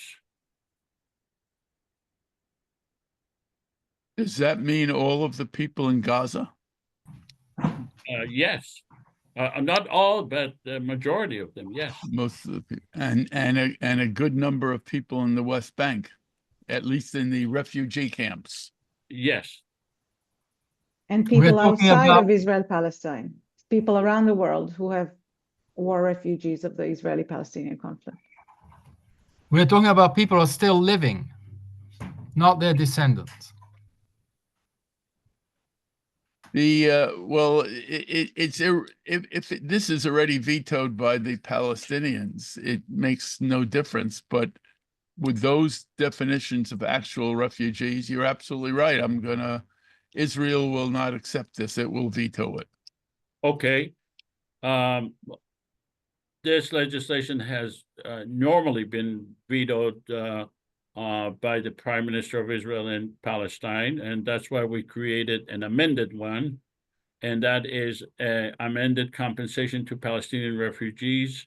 This does not require it does not give a veto power. The Israeli and the Palestinian governments are dispensable. Libby, would you be so kind as to read this legislation? Original 1948 and 1967 refugees to be compensated $100,000 each. First generation descendants of original refugees to be compensated $25,000 each. And this legislation is not submitted to the Israeli or Palestinian governments for veto since it does not violate their sovereignty. All right. Does anyone have any questions before we go to? So I just real quick, I just did some fact checks. Of the 5.9 million Palestinian refugees who are registered, only 30,000 of them were alive during 1948. So literally, this is a drop in the bucket to the Palestinian refugee situation. I am aware of that. We are aware of that. Okay. Yeah. But we are not a Palestinian government. We are not an Israeli government. We want to make peace. Okay. Okay. And then also just real quick, in first generation government, we're not an Israeli government. Yeah, no, I got it, but I just want people to be and clear. you are the president of Palestine. Sure, but you're I'm not also given a veto power here. I'm not given a veto power, but I'm trying to clarify, because these very broad legislations don't touch this. And another thing is that, so first generation, the numbers are about 700 to 800,000. So again, we're talking about 5.9 million refugees, and these measures that you're offering literally are about not even touching 15, Mr. President, 20%. since you brought this up, I'm not speaking as president, Joseph. well, I'm you are. speaking This is a simulation. Okay, you can't so just choose let's forget whatever you facts. want to be. Let's forget facts and just deal with legislation. I got you. No, we are doing a simulation. This is not back and forth. Okay, we're trying to show how a federal government will work. This is a simulation. Since you should be able to accept the possibility that it may not work. Are you asking a question, okay, or are you but let us deciding that it's going to work and asking Look, everyone to agree? Look, you cannot say it. Well, I'm going to destroy the simulation. And I'm not destroying. I'm not we destroying. A are simulation is a presenting- discussion. Look, you all accepted an invitation to a simulation, and now you say, "Well, we don't want to do a simulation." I'm sorry. This is a simulation. But this is we not. spend time and money and efforts to create a simulation. Yeah, In a this is simulation, After in a the simulation, I'm sorry. This is, you go to a party and you say, "Well, this is a party." Then you don't come and say, "Well, I don't want a party." You are invited to a party. You have the option of leaving, but this is a simulation. Let me offer this to Nasir. All right, look, we and our want guests, to move on. and I'm that not is- going to allow people who are interfering to take. I know, Let's but have Palestinian parliament members please vote. they don't understand if you're part of a committee that's run by Robert's Rules of Order, it's very specific when you comment and what the bounds of conversation are. Now, a simulation is like that. And then outside of the simulation, where there is discussion, there is the kind of back and forth. But if you've ever been part of a committee and you know that people are not willing to accept the rules of Publish the conversation, vote. nothing gets done. Yeah, I understand that, Charles, but at the same time, people have to be informed about the numbers Well, and the look, people we that are out have, there. we, I'm not going against the but simulation. you cannot Okay. say, It's- you are acting as president. You can't say, well, now I'm not president. Yeah, but what Okay. I'm saying is you're presenting legislation, and I'm trying to tell you that when you vote on legislation, you should have I an idea of understand you what's have an going on. excuse to Okay, change it. It's not how it works. I I'm didn't ask sorry. for you to change it. I asked for the people who are voting to be informed about what the reality is about the Okay, numbers. but you are stepping outside the rules of the simulation. But- You said I am going to be the president of Palestine. Well, we Then might as well. I am not asking you not to inform. I'm asking you, please I swear, inform I as listen. the president of Mm, Palestine. You You know are the what? president of Palestine. You're entitled to make your presentation as the president of Palestine within the constraints of the simulation. But You can't Joseph, say, well, I want to. Joseph, let me All tell right, you something. all If I right, was as president, why don't you listen, We need to Joseph? move on. I'm sorry. as president of Palestine, I would withdraw from this whole confederation because we're not a lame duck You- agency that's going to be basically held hostage by a confederation that's going to come and tell us what's good for our people. So I am president of Well, Palestine. I'm we withdrawing. are- We have look. no association with this. We do not recognize it, and we will not be associated with it. As Okay, president of Palestine, fine. I'm withdrawing any That's your support. We are not prerogative. participating in this. That's your prerogative But- as the president of Palestine to ignore this. Yes, we ignore it and we reject it. Okay, Jo- that's your prerogative. You say, I don't vote, I don't vote, I don't vote, I ignore and reject it. That would be a legitimate stand to take as the president of Palestine. but All right, Joseph, this is Publish the vote.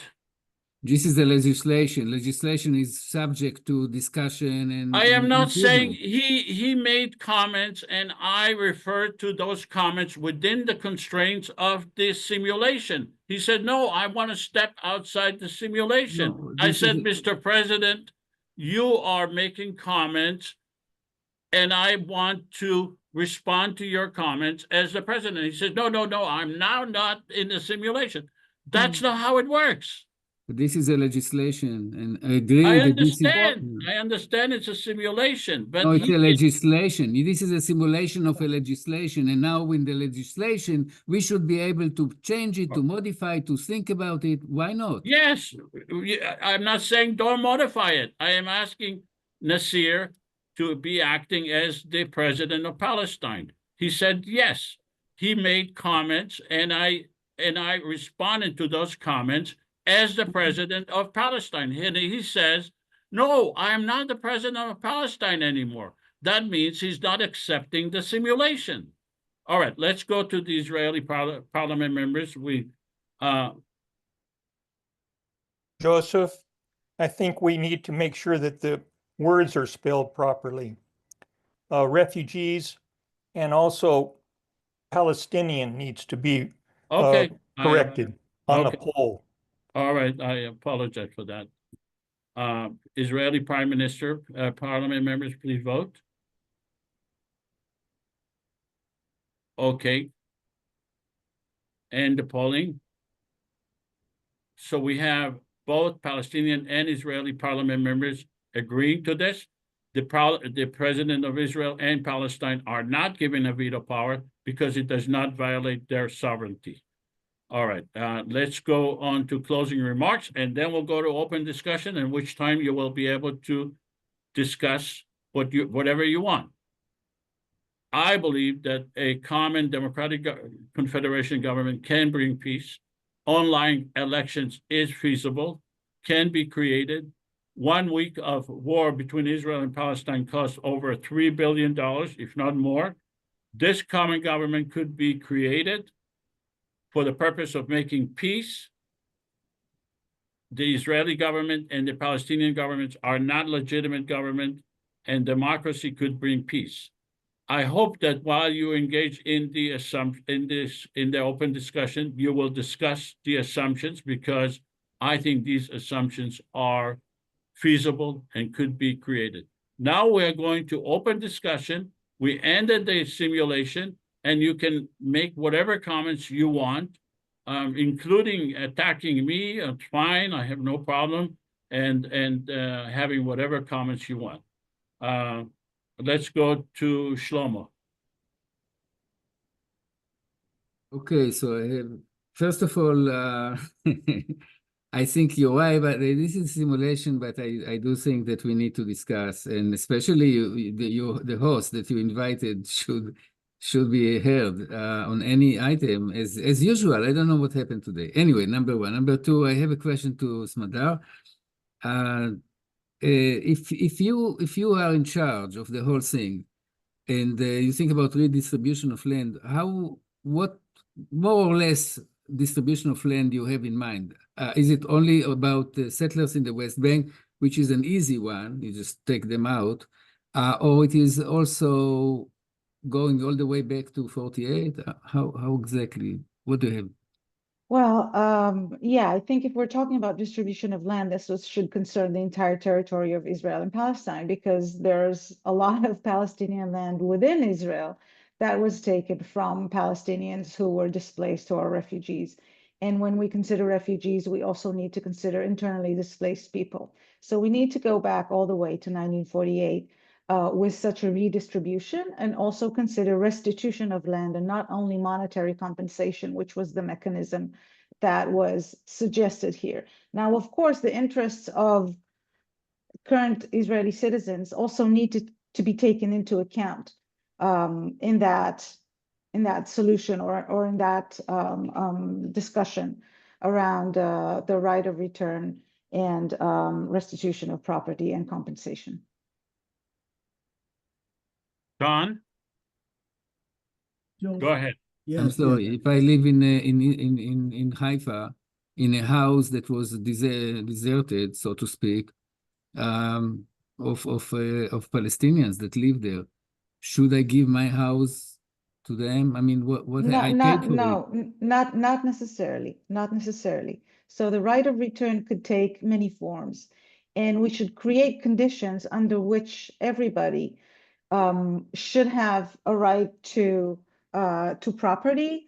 That property is not necessarily going to be confiscated from the current people who live there, but we would need to find a solution that would develop more housing or any kind of other creative solutions to allow people not necessarily to go to their original home, but to be part of the area and the community that they used to be. And that could take many forms. Sean, go ahead. Okay. Joseph, this is just a question for you, just you, Joseph. You said that Israel and Palestine are failed governments, right? And you are the representative of the whole region for the people, not but in the simulation, yes. Yes, but my concern is that when they mentioned early that you told the Israeli and the Palestinian that you are not going to impose any agenda you have to this simulation or to this IPC, you said earlier, right? You said that. Right. Yeah, we are simulating how a federal government will work. And yes, you're right. Okay, go ahead. My only question is, you said Israel and Palestine are failed governments, but what do you do with the people who stands with those failed governments? You have the far right Israeli who stands with Netanyahu, and you have the far right Hamas who kept this war going on and on. Like my point is, you're not just dealing with the failed governments, you're also dealing with the people who stands with those failed governments. So how are you going to deal with those people in that region who were standing with them and will undermine the IPC? Like you have other thing on your shoulder you got to deal with, right? You understand? Right. You're asking me how do I deal with the extremists on the Israeli or the Palestinian side?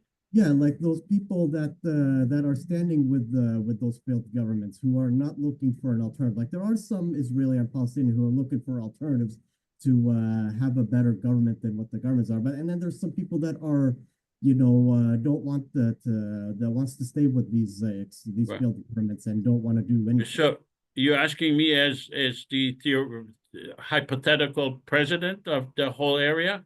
Yes. Now you're having also, like I said, you're dealing with those people who are standing with those failed government, like not just those failed government themselves.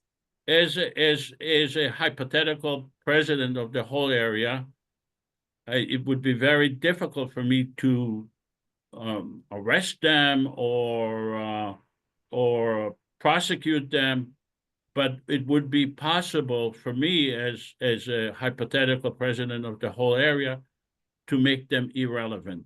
That's the goal, is to make the extremists on each side irrelevant by demonstrating that we are the relevant government, because we are the only legitimate government that is elected by the people of Israel and Palestine, and we have democratic aspiration. And at the end of the day, they will become irrelevant. I know, and I think you're going to have an uphill battle with them. Yeah. Sure. So I agree. Okay. Yeah, that's my question. let's go. Joseph. It seems to me like the assumption that the two peoples who elected governments that are against any solution would actually vote for this federation that suggests a peaceful solution is somehow a contradiction in terms. So the change needs to come from the people who are part of the political process. And what you seem to be suggesting here is to impose a government that looks very much like part of the mandate system that was part of the international system before the Second World War, or a conservatory system, anyhow, appointing an external body to manage a territory and a government that does not manage itself well. That is not a democratic solution. If you're saying that the federation is built on people who are voting for it, then they should presumably vote the same for their own governments. And if they're not doing that, they're not going to support your federation. So in a situation of conflict, what needs to happen is a process of conflict resolution, of reconciliation, of truth-telling, and only that could bring a peaceful solution, and not some kind of a technocratic solution of voting to an authority that does not actually represent anyone. So I'm gonna. We are not in opposition to the Israeli and the Palestinian governments having a conflict resolution. We are always saying this would be simultaneous with the Israeli and the Palestinian governments. And we are not against those governments, and we are not against them creating their own peace. But let's be honest, it's been 77 years, and they have haven't reached peace. In fact, they are the problem, both. And so I don't really understand, why is this an imposition when you say you give the right to vote, as it was stated in the assumptions, to 14 million people to vote for parliament members in 300 districts, and to vote for president and vice president. Why is this an imposition? And what is the difference between this imposition and any other democratic government in the world that gives the people of Israel and Palestine, or the people in their government, the right to vote, in their country, the right to vote? Why is this an imposition? Why is this a dictatorial versus any other democracy in the world? What I'm saying is that theoretically, this could be a solution. But if you're talking about something to implement right now, the people who are voting for the right-wing Israeli government would not vote at all for your confederation or federation, because they don't want a peaceful solution. Correct. So what is your democratic legitimacy if the majority of people in Israel and Palestine would not even vote? You would need a participation that would give some kind of democratic grounds to this institution. It's all like meta remarks on the thought experiment that you're conducting here. Okay, we have 14 million people in Israel. Let's hear the people's question. Well, Okay, let me respond. Yeah, to you. but the problem is, wait. We have 14 million people in Israel, Palestine. we are considering them all as one unit.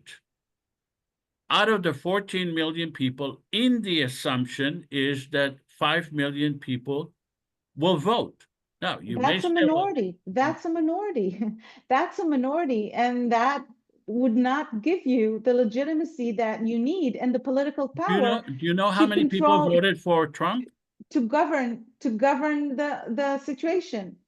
There are 330 million people in the United States of America. Okay, this is just let's Okay. hear the Well, people's Joseph, we're questions. gonna move on with questions Okay, because go ahead and this has take just been over. going back and forth. So I'm gonna go first to Alan, and then I'm gonna ask the question myself, which I forgot. I think I'm gonna try to remember while Alan is speaking.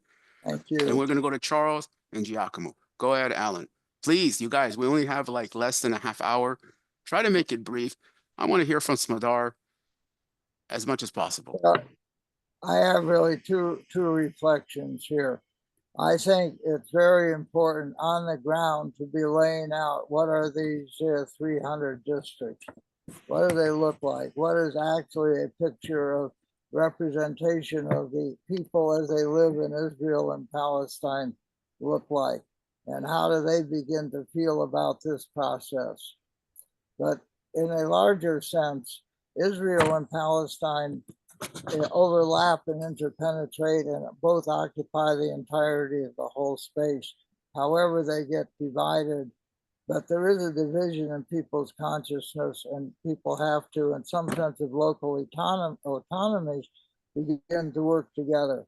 The question of the right of return and having representation for those people who have citizenship in the consciousness of Palestine or of Israel, a presence in this democratic participation is very important. So there are districts needed for the non-resident, call them refugees or citizens without residence. And when they all get to come back, then what is needed is a massive program of economic development so that millions of people begin to move into this land and do economic development and integration of peoples in some way, I would say, as Herzl envisioned back when he had his vision of Jews coming to Palestine. But whatever it is, solution is a big economic development that requires the cooperation of the Israeli government and institutions and people, as well as the Palestinians. And so that sense of this federation working to help that collaboration is very important. But I do hope that you'll begin to lay out what are the actual districts and how do people on the land begin to see themselves as all Israeli, all Palestinian. What about the districts up in Golan that when they have some democracy are going to go back to Syria? How are they represented? Anyhow, on the ground is what this picture needs more of. And thank you very much for your perseverance and aggravation and all that. Thank you, Alan. I'm not sure if that was a question, but it seemed more like a comment. I'll leave it to Professor Smadar if you wanted to respond or move to the next question. Let's move to the next Okay. question. Thank So you for that comment. Thank you, Alan. So I think I agreed with almost everything that you said, but I'm going to push back on something. When you said that the Palestinian Authority is not a government, I think that we have to say yes and no, because even though from a very certain glance, we can say, hey, it's not really a government. They weren't elected. They're subcontracting Israeli occupation, and all this can be legit concerns. But I have to say, as somebody who was in Palestine before the PA, who remembers the PA and who remembers it afterwards, to say that the institutions that they were built, the roads that were done in Ramallah area, and I'm from Beit Hanina to be specific, if you're familiar with the Jerusalem area, going to Ramallah for shopping, it was a nightmare before, and before there was the PA. But we have today a passport for Palestinian people. We have roads. We have institutions like the Ministry of Health and Education. They may not be the best, but compared to, say, for example, Egypt and Jordan, they're doing good for our people. So to scrap the Palestinian Authority as a non-government agency is a little too harsh. This is a government agency. And I have a friend in Khan Yunis right now. His mother is a professor. She was a professor, I should say, at the university. Right now, she's still receiving her wages from the Palestinian Authority. So this is an institution that is very problem, lots of problems, corruption, security, etc. But at the same time, they do serve the Palestinian people to some extent. Well, my comment about the Palestinian Authority not being a full government was not meant to say that it did not do or does not do anything for the Palestinian people. My point was that it can't be taken as a government with equal powers to the Israeli government. The Palestinian Authority is, in fact, subordinate to Israel. It has only partial authorities, and those authorities are abrogated by Israel all the time. It does not even, and I'm not blaming the Palestinian Authority for that. There is what to blame them for, and you've named it, so it's not my role to Yes. repeat it. I'm just saying that this is a subordinate body that has very limited authority and not a full sovereignty.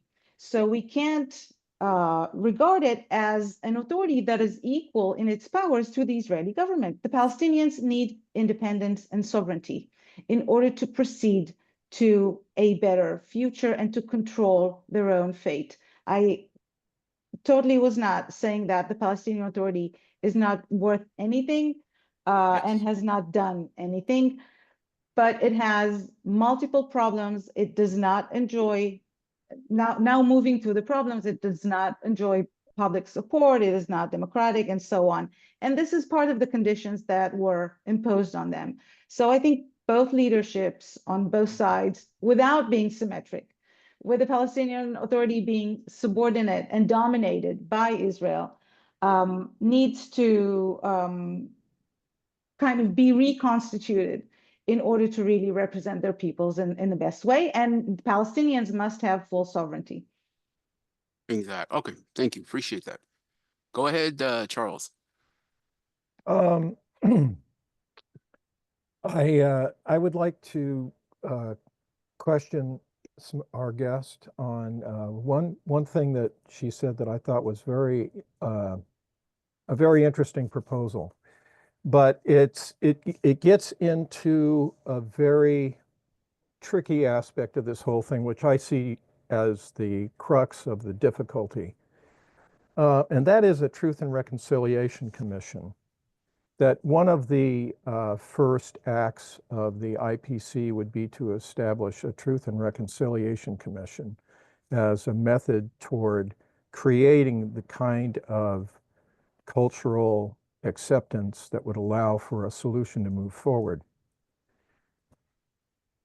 Unfortunately, as part of that process, and I don't know, my personal experience with Israelis is limited. I have never been to Israel. I speak to Zionists regularly in my efforts, my own efforts to try and do something about this situation.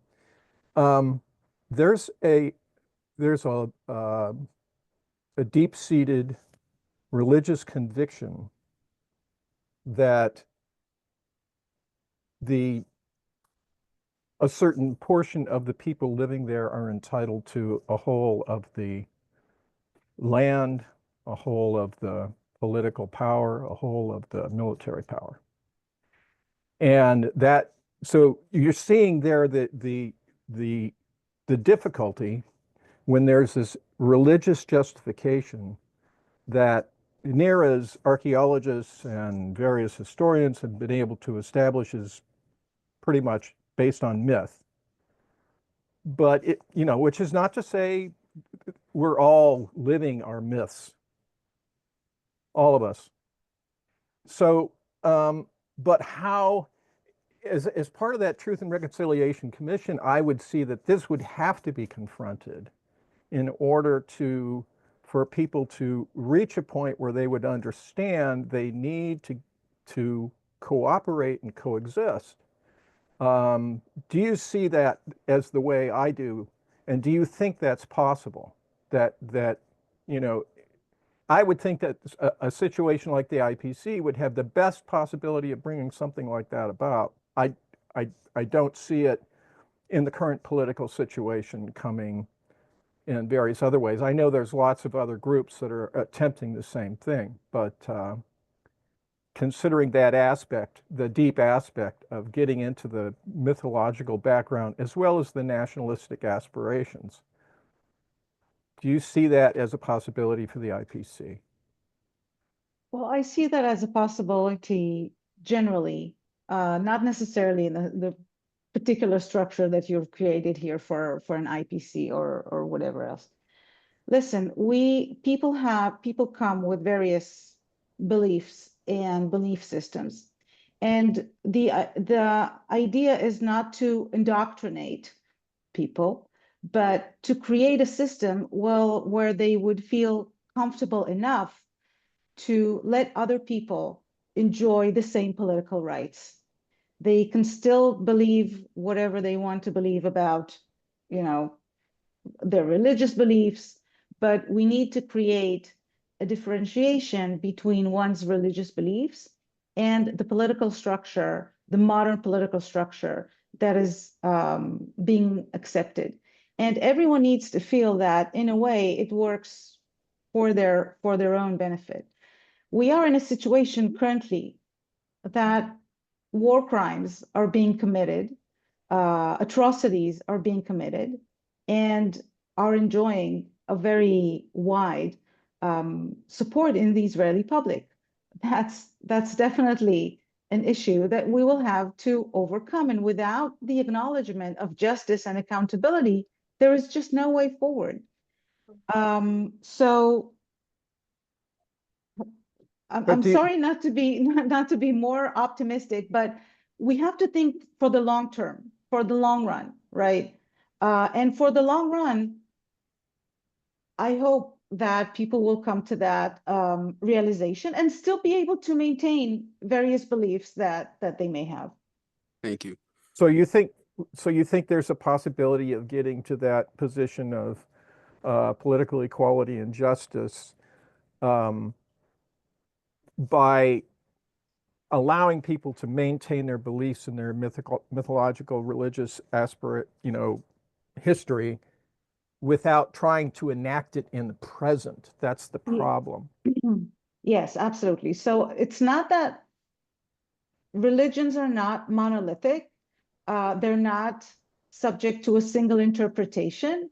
And as long as we enable private people to hold the opinions that they do, but not enact them in reality as a form of political power, of politicizing religion, then we will be able to move forward. Interesting. Thank you. Go ahead, Giacomo. And again, can we, again, because we want to give time for everybody, and we have about 15 minutes. Go ahead, Giacomo. Thank you.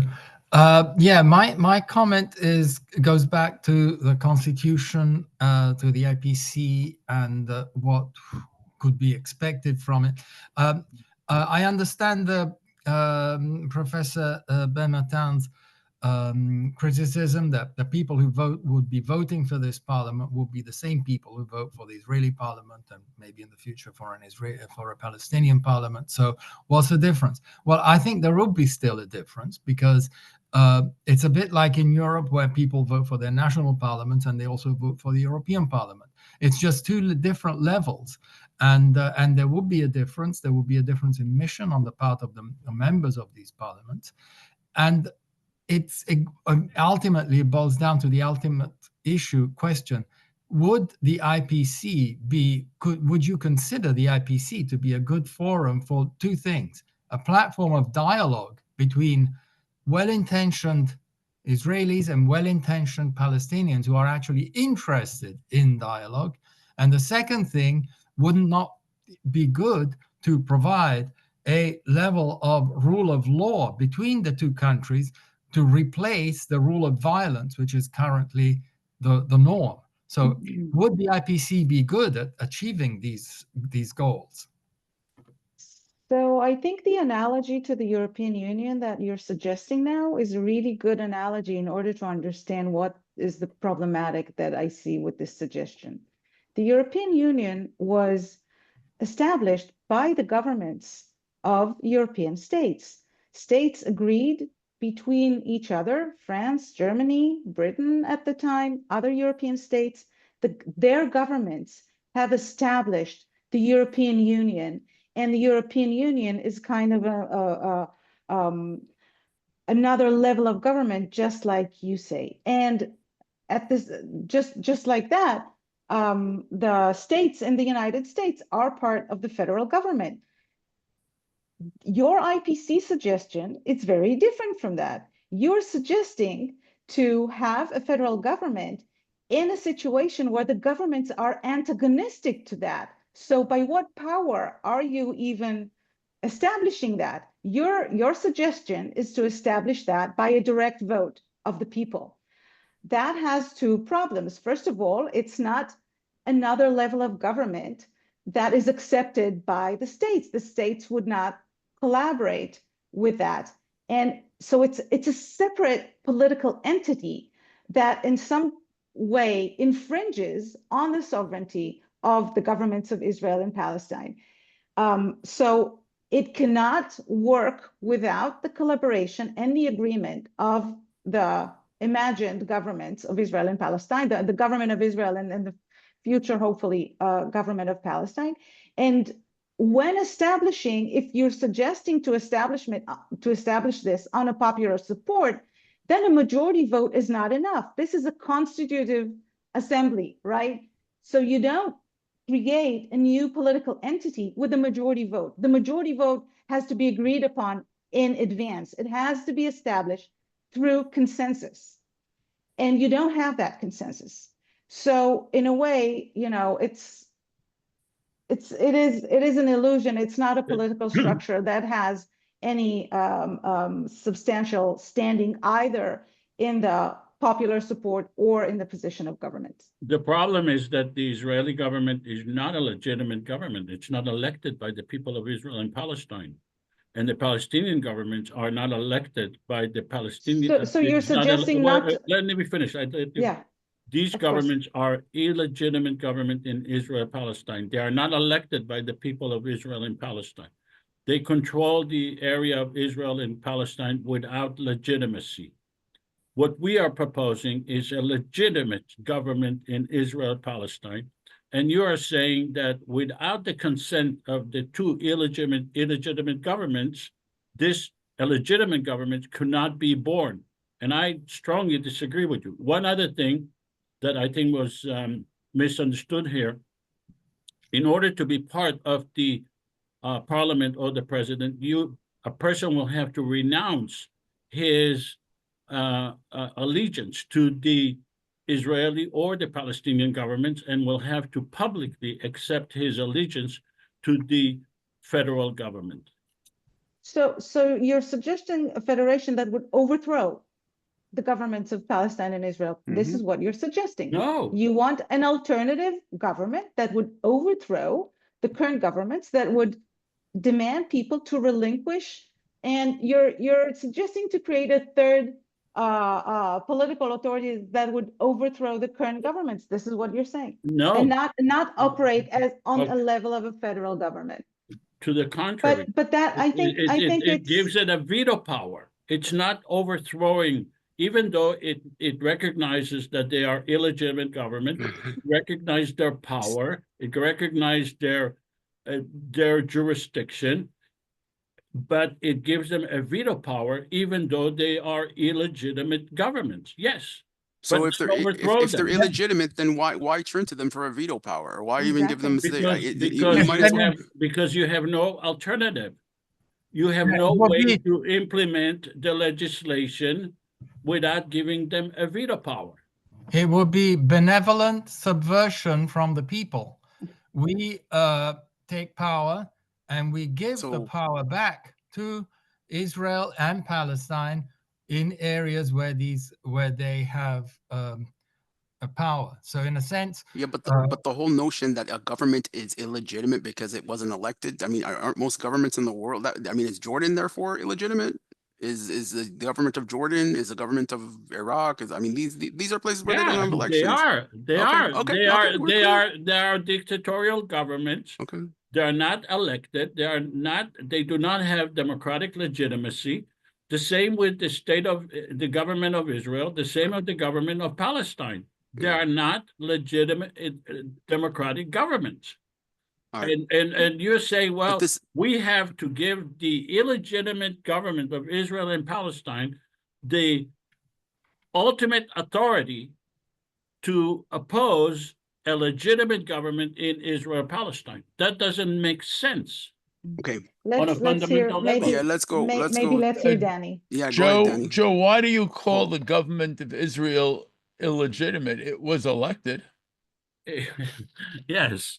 In order for it to be elected, to begin with, it had to expel 750,000 of its potential voters. And then after it expelled 750,000 of its potential voters, it occupied another 5 million potential voters and did not allow them the right to vote. Okay, So a legitimate government is a government that allows the people that it controls the right to vote. In a democracy, it's the people who choose the government. But in Israel, it's the government that chooses the people. That's why it is an illegitimate government. Okay, can we move, let's go, Donnie, your hand was lowered because I think when you unmute yourself, it removes, but let's go ahead if you want. Yeah, I just want to share a few thoughts. I do want to give credit for Joseph Avisar for building this idea and bringing all of these people together. I commend you for that. I do personally think that the idea of federation or confederation will only work in a place that the territory border is clearly identified. But in Israel-Palestine, if you make a dot for every Jewish community and a dot for every Muslim community, the place will be dotted with overwhelmingly overlapping communities. There is no border. It's completely overlapped. And the only way that I believe there can be peace is if we dismantle this idea called Israel. This idea called Israel is based on the notion that the Jewish people deserve a land for Jewish people from the river to the sea. This is a supremacy concept that has to be dismantled. And only once it's dismantled, there can be one land that's built on full equality.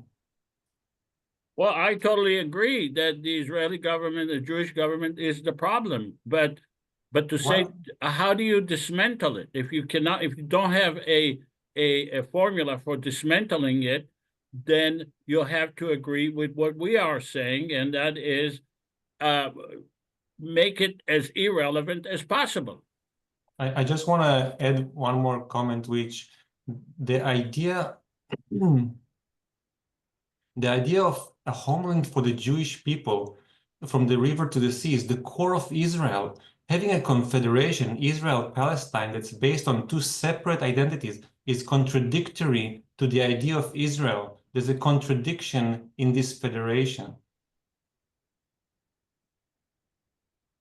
I don't understand what you're saying. What contradicts this idea of a federation? The idea of Israel is ownership of the Jewish people on the land from the river to the sea. This is what it means, Israel. The concept of Israel is ownership of the Jewish people of the entire land. It's a contradiction to a federation. That's fine. That's not the premise of the federation. The point We are is saying that this government is irrelevant and make it as irrelevant as possible. But we recognize its power. Smadar. So, let me, wait a second. Go ahead. Smadar started saying something. Yeah, go ahead, Smadar.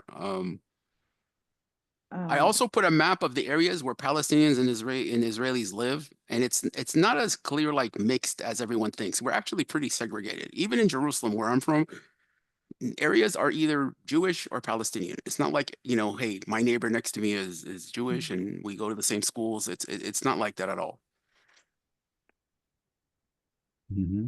Interesting. Maybe in Haifa, maybe in Jaffa, maybe, but most of the country is pretty, you can, your first 18, 19 years of life, you're probably not going to run into somebody that much. Mhm. I'm just Professor Smadar, and thank you for sharing the link for A Land for All. We've actually had them here speak to us before. Yeah, Yeah. so I do want to encourage you to inquire both links that I shared on the chat. One of them is a document that has been written by 16 Israeli academics, both Palestinian and Jewish, in the Forum for Regional Thinking. We name that document The Present Day, and we suggest guidelines for a peacemaking Israeli policy. This was originally intended to an Israeli audience that are currently under a government that does not suggest anything but destruction and annihilation, and an ultimate victory over the Palestinians, which would lead to nowhere good, neither for Israelis nor Palestinians. So that document that has been endorsed by over 130 Israeli academics presents an analysis of the recent political development and of the prospects and of the actors in the Middle East region more generally, and Palestinian groups and Israeli government, and presents an analysis of how we got to this moment, which is by no means the lowest point that this conflict has ever been in, and what needs to happen in order to move forward. Again, in a general manner, and stating that full Palestinian independence should be a condition for further negotiations and not the outcome of further negotiations, because negotiations from the standpoint of inequality have nowhere to go. And Palestinians have waited for long enough with their independence being taken away from them and not recognized. And the other initiative that, and I'm happy that you're aware of it, is A Land for All, that suggests kind of a federal or confederate solution where people still have their own belonging in their community, but are sharing that with the other people. And in a way that I see it as more inclusive and democratic than the thought experiment that we've been leading here today. And what's more important than the thought experiment is understanding what is happening on the ground and what role we can take in bringing a peaceful resolution. So I think both of these initiatives give really helpful directions for that. Absolutely. I'll Alan, I'll give the link to the present day yeah, again. I just redid it for you. Okay. I'll put it again. I'll put the link in here. We're gonna run out of time. I don't know if Professor, if you're about to run.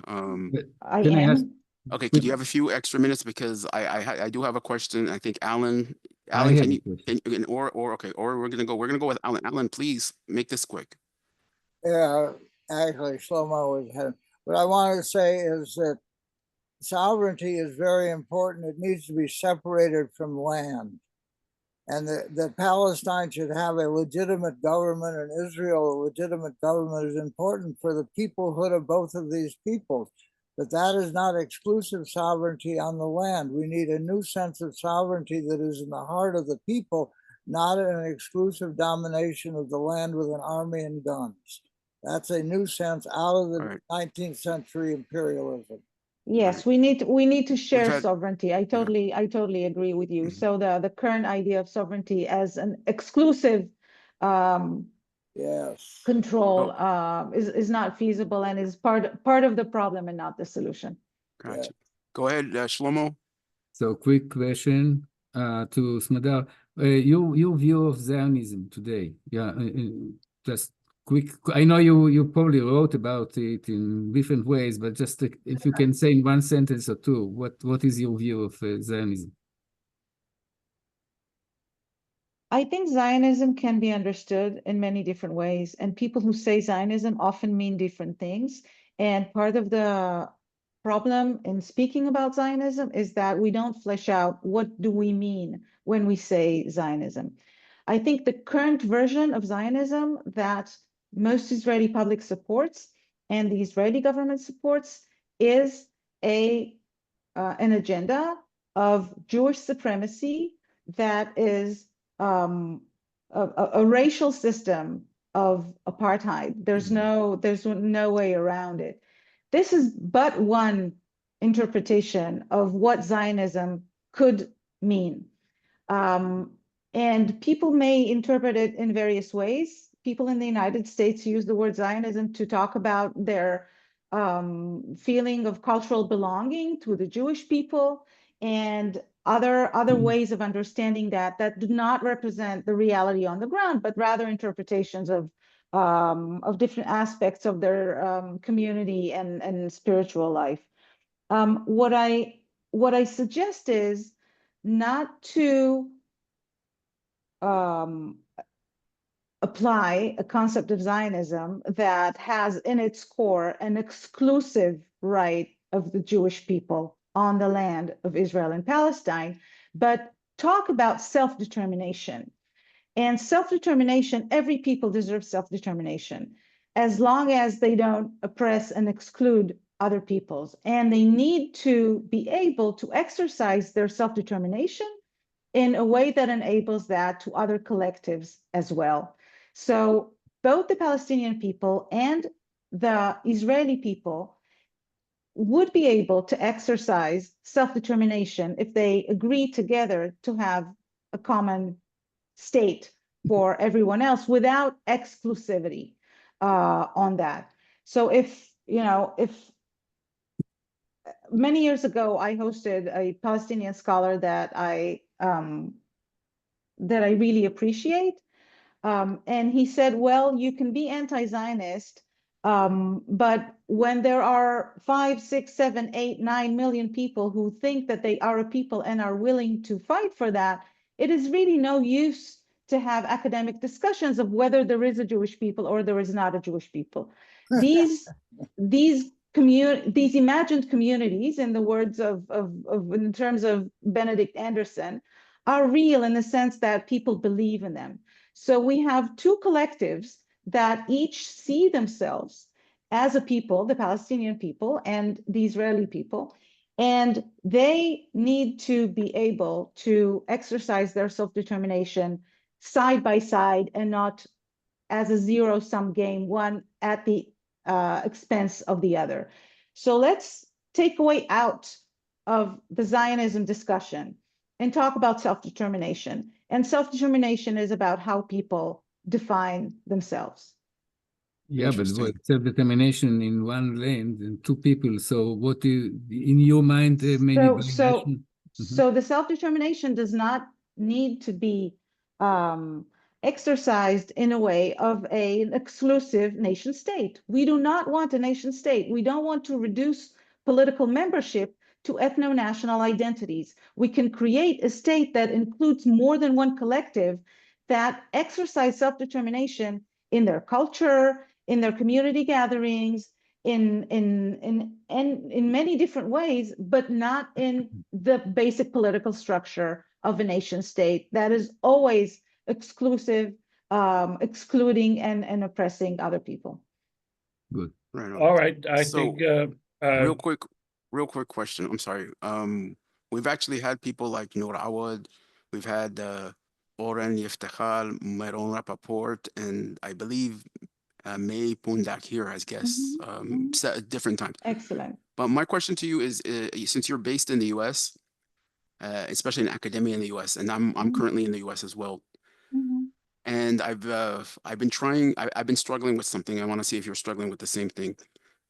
The anything that has Palestinians working with Israelis or Israelis working Palestinians is facing backlash.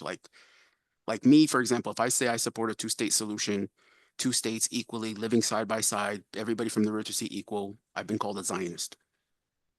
And it's like, especially among the younger generation, especially the student generation, there's absolute rejectionism is just too profound, that to the point where I'm finding it hard to overcome this and trying to see activism that it's either full out rejectionism, and it's sort of on both sides, but I even admit that it's on the Palestinian side is a little too strong, and for good reason. 20, 30 years of negotiation has really done us terrible. It's cost us more land, it's brought us more settlements, more restrictions. So how do you face this? Like, you as an Israeli who's in a US university, I can imagine you, just for your identity, who you are, no matter even what your position is, and your position is probably more pro-Palestinian than most Palestinians I know.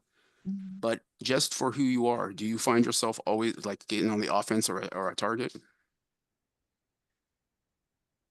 Can you hear me? Your volume went down. No, we don't hear you anymore. I heard her. Oh, is it me? Okay. No, We're back. Yeah. We're back. I'm sorry. My earphones. Well, yeah, unfortunately, we're on a situation that is very polarized. And I think that you're right to ask this question about the US, because people who are far away from where things are happening on the ground take the liberty, or have the liberty, to take very extreme positions that are unrelated to anything that is happening on the ground. Whoever lives in Israel, Palestine, and there's more space for collaborating Israelis and Palestinians, not as in normalizing the occupation, but co-resisting the occupation. So to resist the occupation together. And if you don't want to recreate a racial hierarchic system, only inverse, that you would be on top and others would be on the bottom, you'd need to work together in order to create a new reality. So a co-resistance to the occupation is the way to move forward. You don't want to exclude people, either people, on the basis of their ethnic or religious or national origin. We don't collaborate with Jews because they're Jews, or we don't collaborate with Israelis because they're Israelis. The reality is that there are two people on the land, and no one is going nowhere if we are able to stop the ethnic cleansing of Palestinians that is going on now. We want people to be able to live peacefully, and that relates to all people. One ethnic cleansing is not replaced by another ethnic cleansing. And I, as an Israeli, don't have any other passport than my Israeli passport. I have nowhere to return to. That is my homeland. Although it was created through a settler colonial enterprise of the Zionist movement. We are at a certain situation, and everyone needs to live together. So if we can agree that we co-resist, that we work together to dismantle the occupation, to dismantle apartheid, to dismantle Jewish supremacy, we can work together on the basis of these common goals. Absolutely. And the reason why I mention this is that when I approach university students, they give me names like Ali Abu Ni'ma, who sits in London writing, horrible things against even Isa Amro, who's standing defending his homes against settlers who are attacking him, soldiers that are beating him. And like, when you attack this guy, in Basel Adra, who lives in another land, and he's attacked for really defending and voicing his concern. Yes. And the thing is that I tell them, it's like, Yusuf Ibrahim, I'm sorry, Yuval, I call him Yusuf. Yuval Abraham. Yeah, Yuval Abraham. He's like, oh, did you hear what he said? Or for example, Ofer Kasif, who got beat up by the police in Sheikh Jarrah, and these people are 10,000 miles away. If I to say, I'm going to not talk to this Jewish guy, but he's getting his butt kicked, excuse the language, his ass kicked by the Israeli police for defending Palestinian homes, and you're writing TikTok videos. Nasir, can I ask a quick question to you? I just suggested that we prioritize the voices of people who are actually on the ground and defending their own rights, and voicing their own viewpoint perspective. Thank you. If it's real quick, because I think Charles is raising his hand, and I think we're way over time a bit. Go ahead, Danny. Yes. I just want to follow up, Nasir, with something you said. You said that when you tell Palestinians some like one state solution, equality for everyone, they don't want it. And I spoke to a No, Palestinian. that's not what I said. Okay. No, I said I said the fact to speak to Israelis is it's not about one state or two states. Just the fact speaking to them is considered to them like you're cooperating with Zionism. I spoke to a Palestinian from Ramallah and I asked him about the one-state solution. He said he doesn't want it. And then I clarified that I'm talking about a full equality, full participation in the government. And then he said, okay, if it's full equality, full participation, then I'm okay with it. I feel like there's just such a loss of any faith that the Jewish people would be willing to provide any equality. But once but hypothetically, if we can imagine that this faith can be restored in full equality, then there will be interest in the. I think that's something. I just want to. Sure. I need to leave. I just want to thank. I think we're going to wrap up. Smadar Ben-Natan for her generosity in coming in. I apologize for the acrimony. I hope you don't take it personal. It was all in the content of the discussion. And I appreciate you coming over.